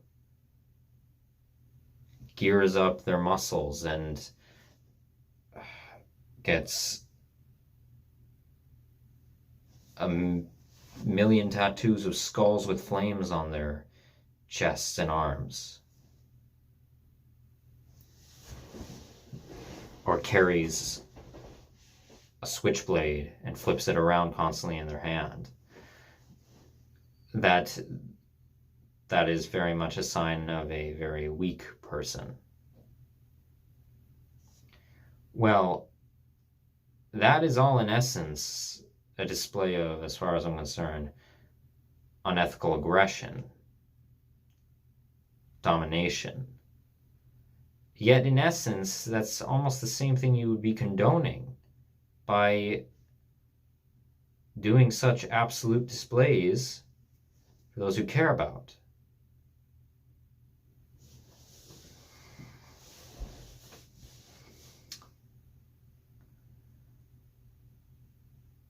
And in regards to his ideals of what he considers to be a dangerous man, dangerous person, yes, I'm choosing my terminology there well, because unfortunately he has some transphobic rhetorics as well, despite what he, I think, understands of transgenderism.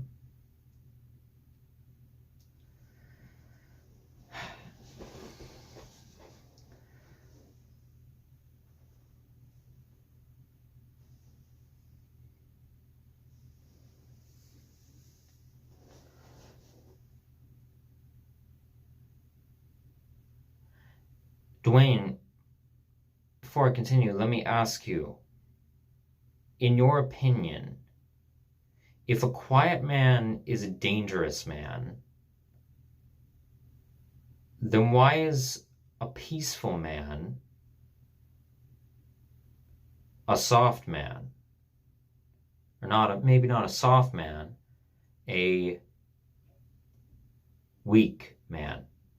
Why is a quiet man a dangerous man, but why is, in that same notion, why is a peaceful man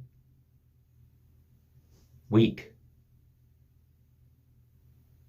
And I don't mean peaceful most of the time, and then when it gets really intense, they start throwing fists or pulling out weapons. I mean someone, even in the face of weaponry being pointed at them, does not draw arms.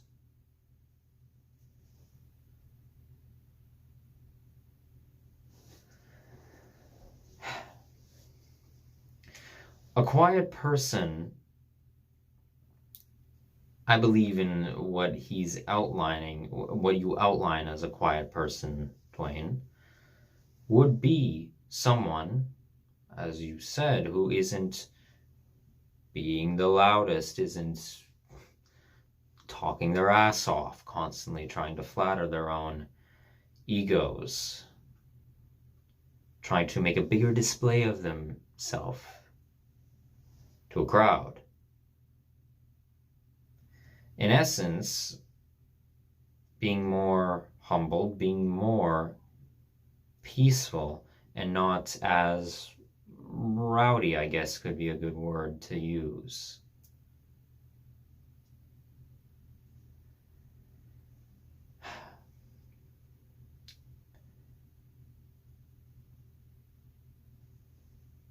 If you value that, you should absolutely value a pacifist in times of violence, in times of extreme hardship, in times of a threatening scenario to you or your family or anyone else.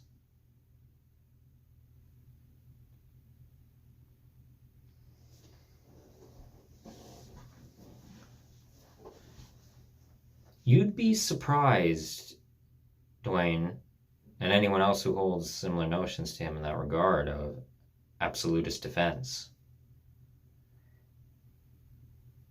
From everything I've seen in my life and researched, I will recommend my video catalog of my journey as just displays for what I've been through.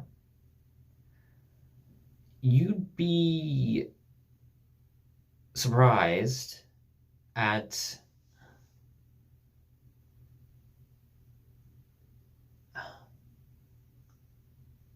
how dangerous it is in this world to be a peaceful person than it is to be a violent person or a very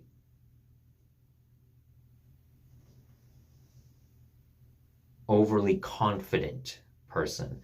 And I'm not just speaking in terms of physical violence. I am talking about emotional displays. I'm talking about means of expression of anger. I am talking about expressions that don't result in physical violence. I'm speaking about people who don't make these all or nothing narcissistic claims, no matter the ideology, which, as far as I'm concerned, for many who do so on the left, is hypocritical to the ideology. They just don't see it, it seems.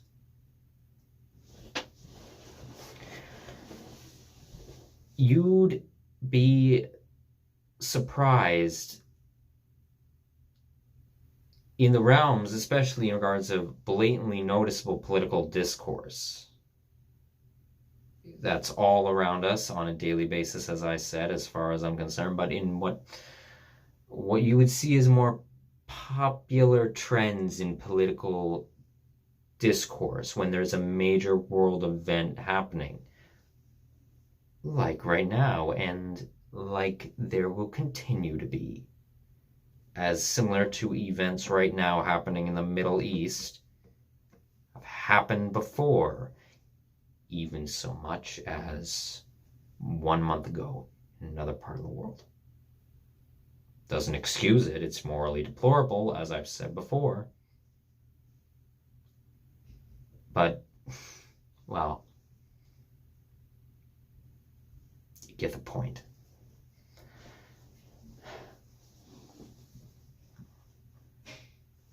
In times like this, where everyone in a conformist, unthinking, uncritically thinking crowd, as far as I'm concerned, who gather around in populist groups, in a herd mentality, an actual herd mentality, Dwight. Not Dwight. Sorry. Dwayne.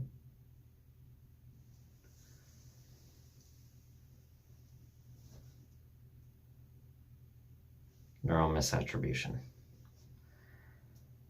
An actual herd mentality, which exists on all across the political spectrum.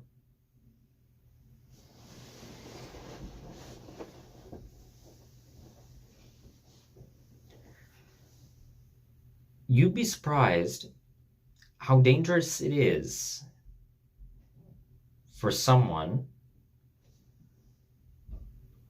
who isn't an absolutist, who isn't a reactionary, who doesn't just get involved with something because everybody's screaming, do this, do that, in all facets of life, especially in regards to support of military action, support of violent action, or screaming that this is unjust. Provably, yes, unjust, whatever an oppressing force is doing, but you need to quell it with more oppression, quell it with more. Yes, I'm in support of this. Fuck them, screw them. I hate that side and I want them dead. This sociopathic rhetoric. You'd be surprised how much more dangerous it is for a person to say, okay, no, that's wrong. That's essentially the same thing that your oppressor is doing. I'm going to take a step back from that and not do that, and I'm not going to get involved with you people who cluster in a herd mentality. I'm not going to be a part of your notion, your rhetoric. The harsh backlash that someone doing that in this world will receive from the group is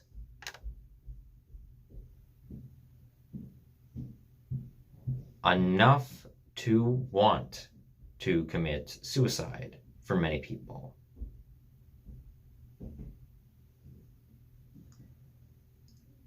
It's not even, it's more so, it's not because of physical violence enacted towards that person who doesn't follow in a herd mentality.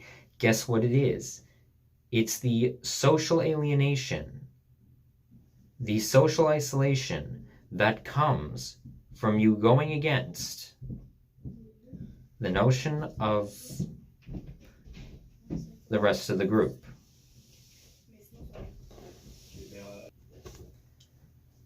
The strife, the psychological degradation you very easily in this world because idiots cluster and contribute to the problem, choosing to willingly so much more than the individuals who try and induce critical thought, to not continue this cycle.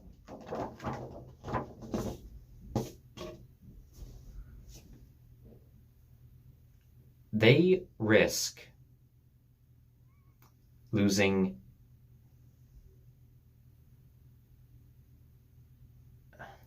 social benefits that human beings need from that alienation, right down to losing employment in a capitalist fascist world that demands privatized payment, taxation, and determines payment for resources from a private entity. Losing your employment, legal restraint for voicing your opinion morally against the deplorable action, facing restraint or shooing, maybe not a very aggressive restraint, but shooing people away or suppressing their voice, just simply telling them no, and through whatever format, restricting them.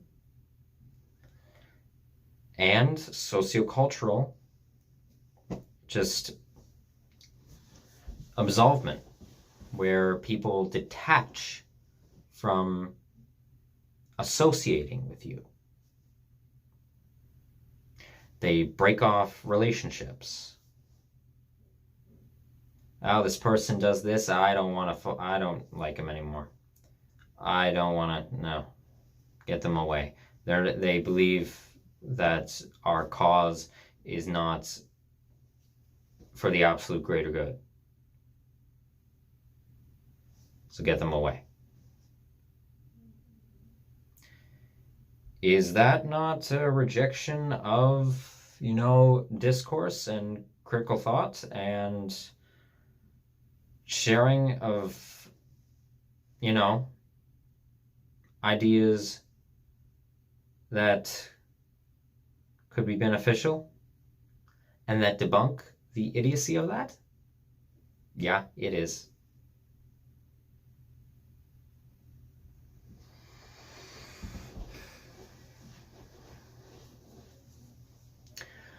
And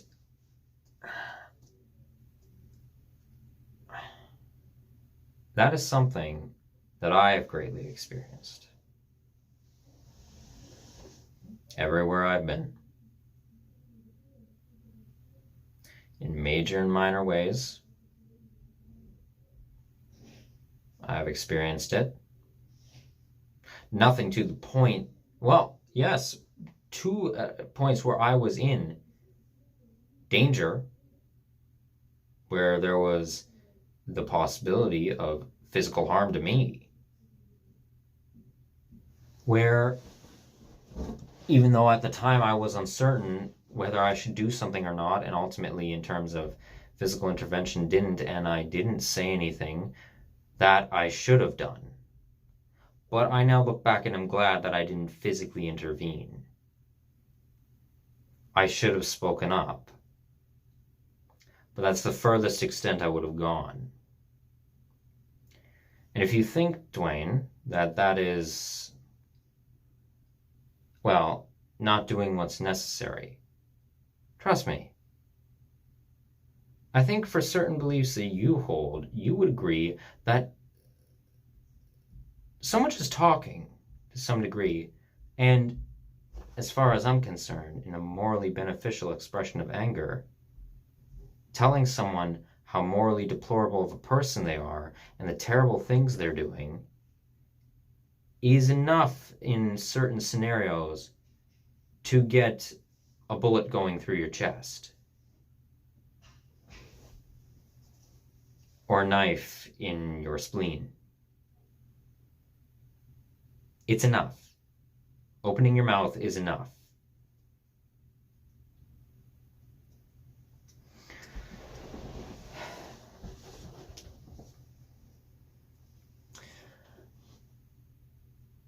And as far as I'm concerned, something I've really wanted to say for a long while.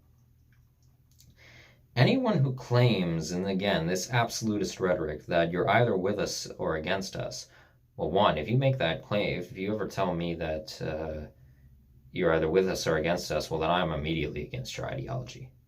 I'm immediately against you.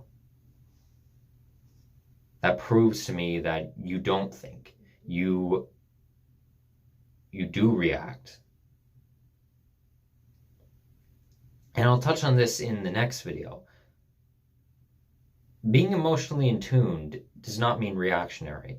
You can be intellectually emotional. There's reactionary emotional and intellectually emotional. There's two sides to those psychological factors.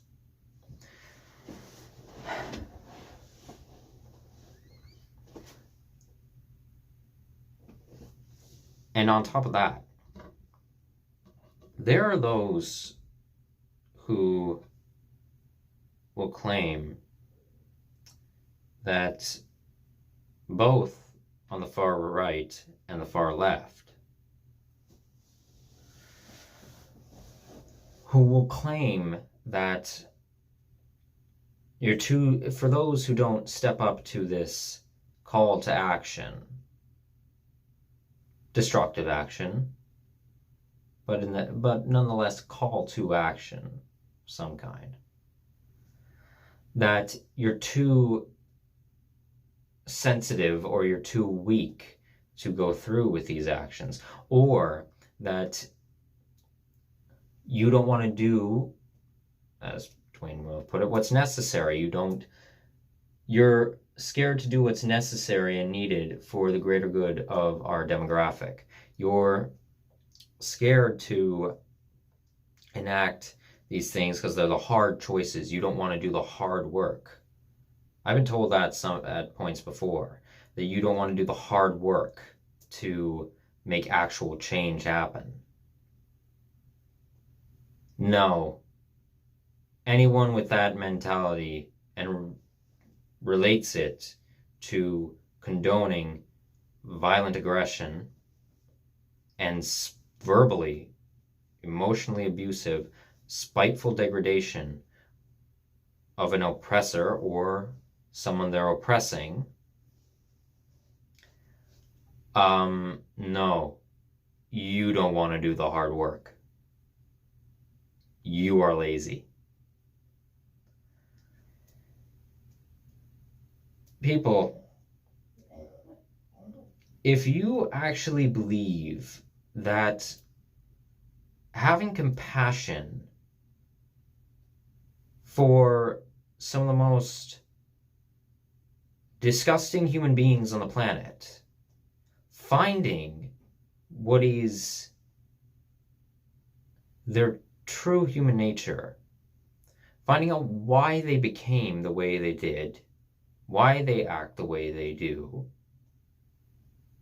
and learning to have compassion for the fact that you, like anyone else, could have turned out exactly like them.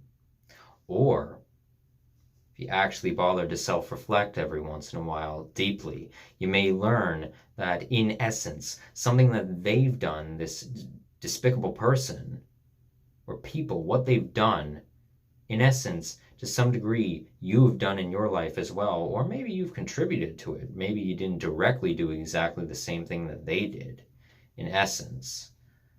But maybe you contributed to the fact that they had the ability to do that. Maybe you contributed to it, indirectly, but still a contribution.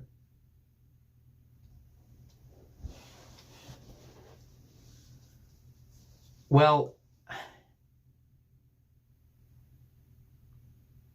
if you think that empathizing with terrible people is a piece of cake,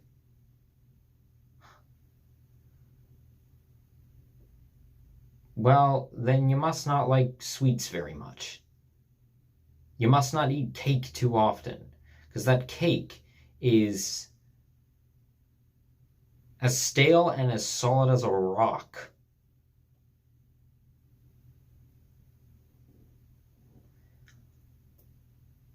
I believe in hating people. I don't believe in the... Just because I'm a pacifist does not mean I'm for the rhetoric of letting go of anger. I've discussed this before. One, that's impossible. And two, that I'm for just forgiving morally corrupt people that destroy the masses' lives, or those who aren't of domineering elitist power, who are amongst the populace, who are also morally corrupt and do deplorable things and contribute back to the further problem. It does not mean that I forgive them immediately. I don't forgive them because they still do it. What it means is I understand why they do it. I understand in essence. Okay, I don't understand. I obviously don't know every individual case of what specific disruptions to people's 5 inherent subconscious desires led to them acting this way. I don't know every single individual case, even though I know in essence, as far as I'm concerned, that's why. But regardless, I know the general reason as to why. Understanding that, and then sympathizing with the fact that it's not fair, it's unjust that they turned out that way. They didn't deserve what was done to them in their life by oppressors for them to become like this. They didn't. People really just... It's like people get to a certain point of age. This is ageist beyond belief. Get to a certain point of development in age and they do deplorable actions. People really do just absolve the image of them as a toddler. They really do just absolve, like, oh, they couldn't have possibly been a child. Like, people just conveniently want to ignore that part of their development in life. I actually want to know, like, what most people's reaction would be if I held up a baby photo of Hitler, or of Stalin, or of Mao, or of Osama bin Laden, or of Trump, or of Trudeau, or of Musk, or Bezos, or Buffett, or Putin, or etc., etc., etc. Netanyahu.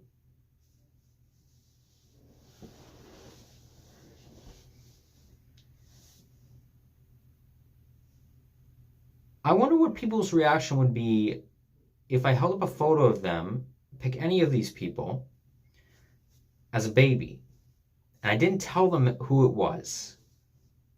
I asked them, what do you think of this child? Oh, they look cute. Oh, they look nice. Oh, they look... If I held up a picture of any one of them, and someone reacted in a very admiring way to them as an infant, and then I told them who it was, and they knew the historical context of what they had done, I wonder what their reaction would shift to. I wonder. And then I would ask, well, do you think this child deserves to die?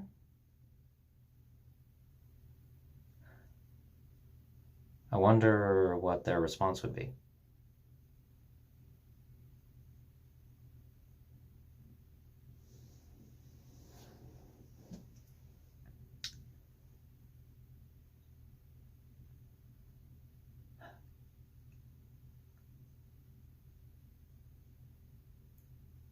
As far as I'm concerned, it's more dangerous to be a pacifist in this world and to be an anarcho-maximalist, to try and not abide by these oppressive societal systems and cultural systems that we're in, rather than to proclaim some grand display. Because in relation to performative activism, that's all it is.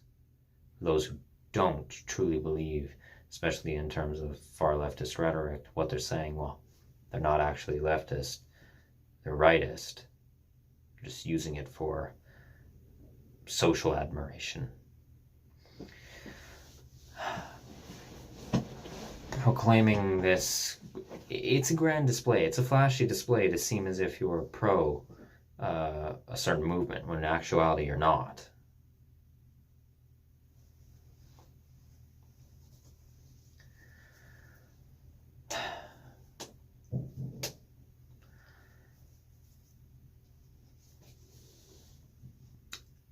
There are,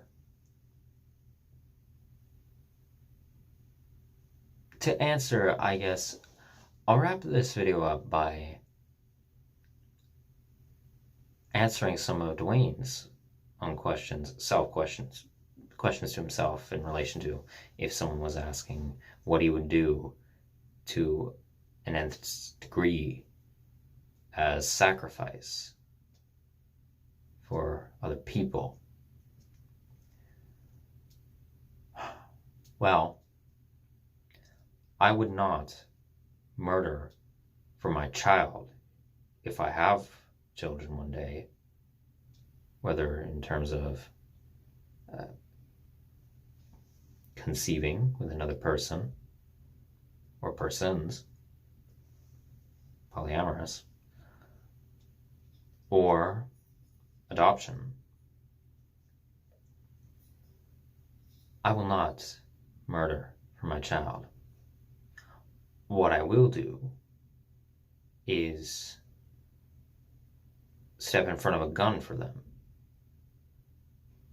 What I will do is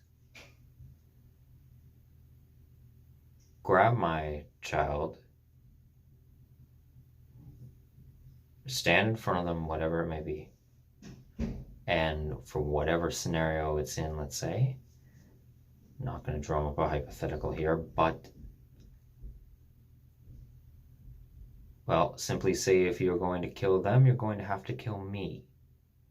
Or I'll try and put myself in a position physically where whoever is trying to commit an attack is going to have to attack me or kill me to get to my child. I'm not going to fight back, but you're going to have to do that. Or in a position where I would be killed with my child. That's what I would do.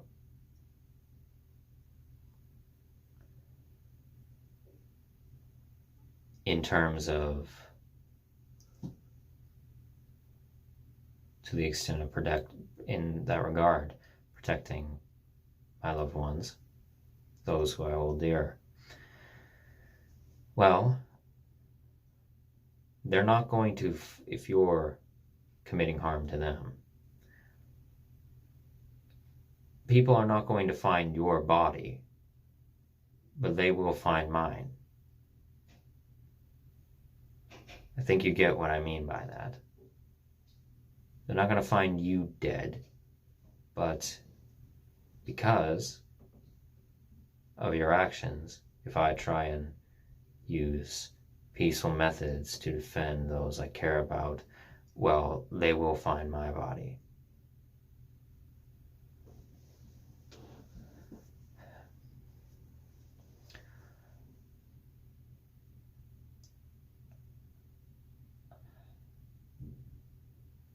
And in regards to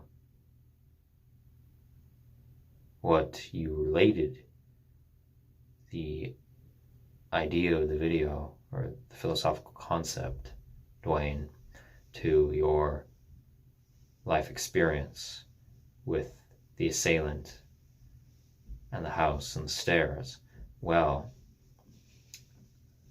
I would climb those stairs, but I would climb them unarmed.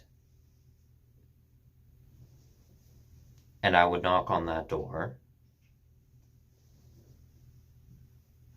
and whatever choices the person on the other side wants to make, they'll make. And I will try and talk them out of those choices. And in all of it, I will tell you how terrible of a person you are. Hopefully so that it drills some sense into your cranium. Until it drills some knowledge into your prefrontal cortex. Because let me tell you something, again, in relation to my theory, the unempathic, unsympathetic cycle of conflict. If words aren't going to work, violence sure as hell isn't going to friggin' work. You kidding me? If you're already not getting through to them with words, which have an impact, have a mass impact, despite what many may think, emotionally, a fist isn't going to do you much good either. You're not going to beat the friggin' sense into them like some people think.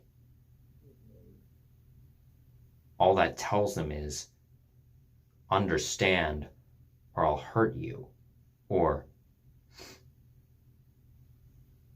if you can't understand in this moment, or if you do this thing, then I am going to hurt you. This thing that they already think they are in the right to do, which your words haven't convinced them out of.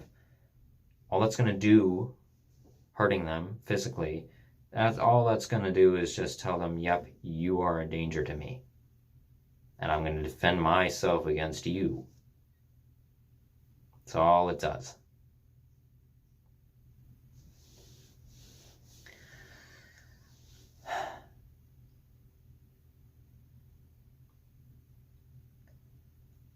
So, yeah.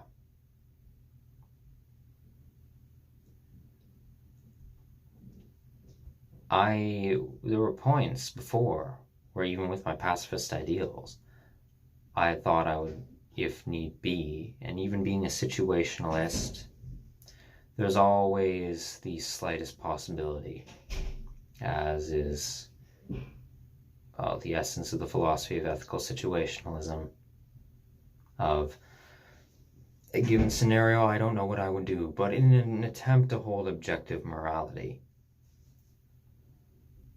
well, by this point, I will lay down my arms. I have a hatchet with me that's in my wagon. I've only used that for wood chopping, and at points when I was living in a rural village, in the village of Crow's Landing, I had it with me as defense possibly against aggressive animals. That's another story.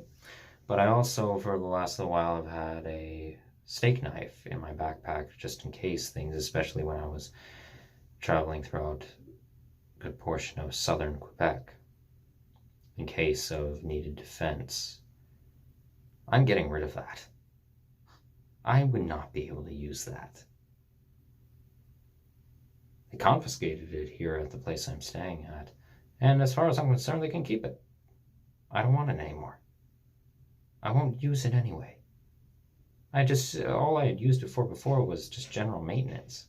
I needed something cut from my equipment.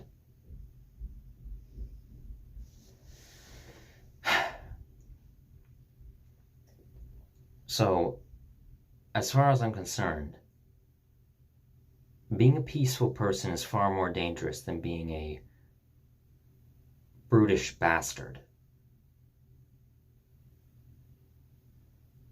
So there's something for you to chew on, Dwayne, and for anyone else watching to chew on. And the same thing goes for the meaninglessness of life, how the fact that we give it meaning is the meaning of life. I hope this helps some people.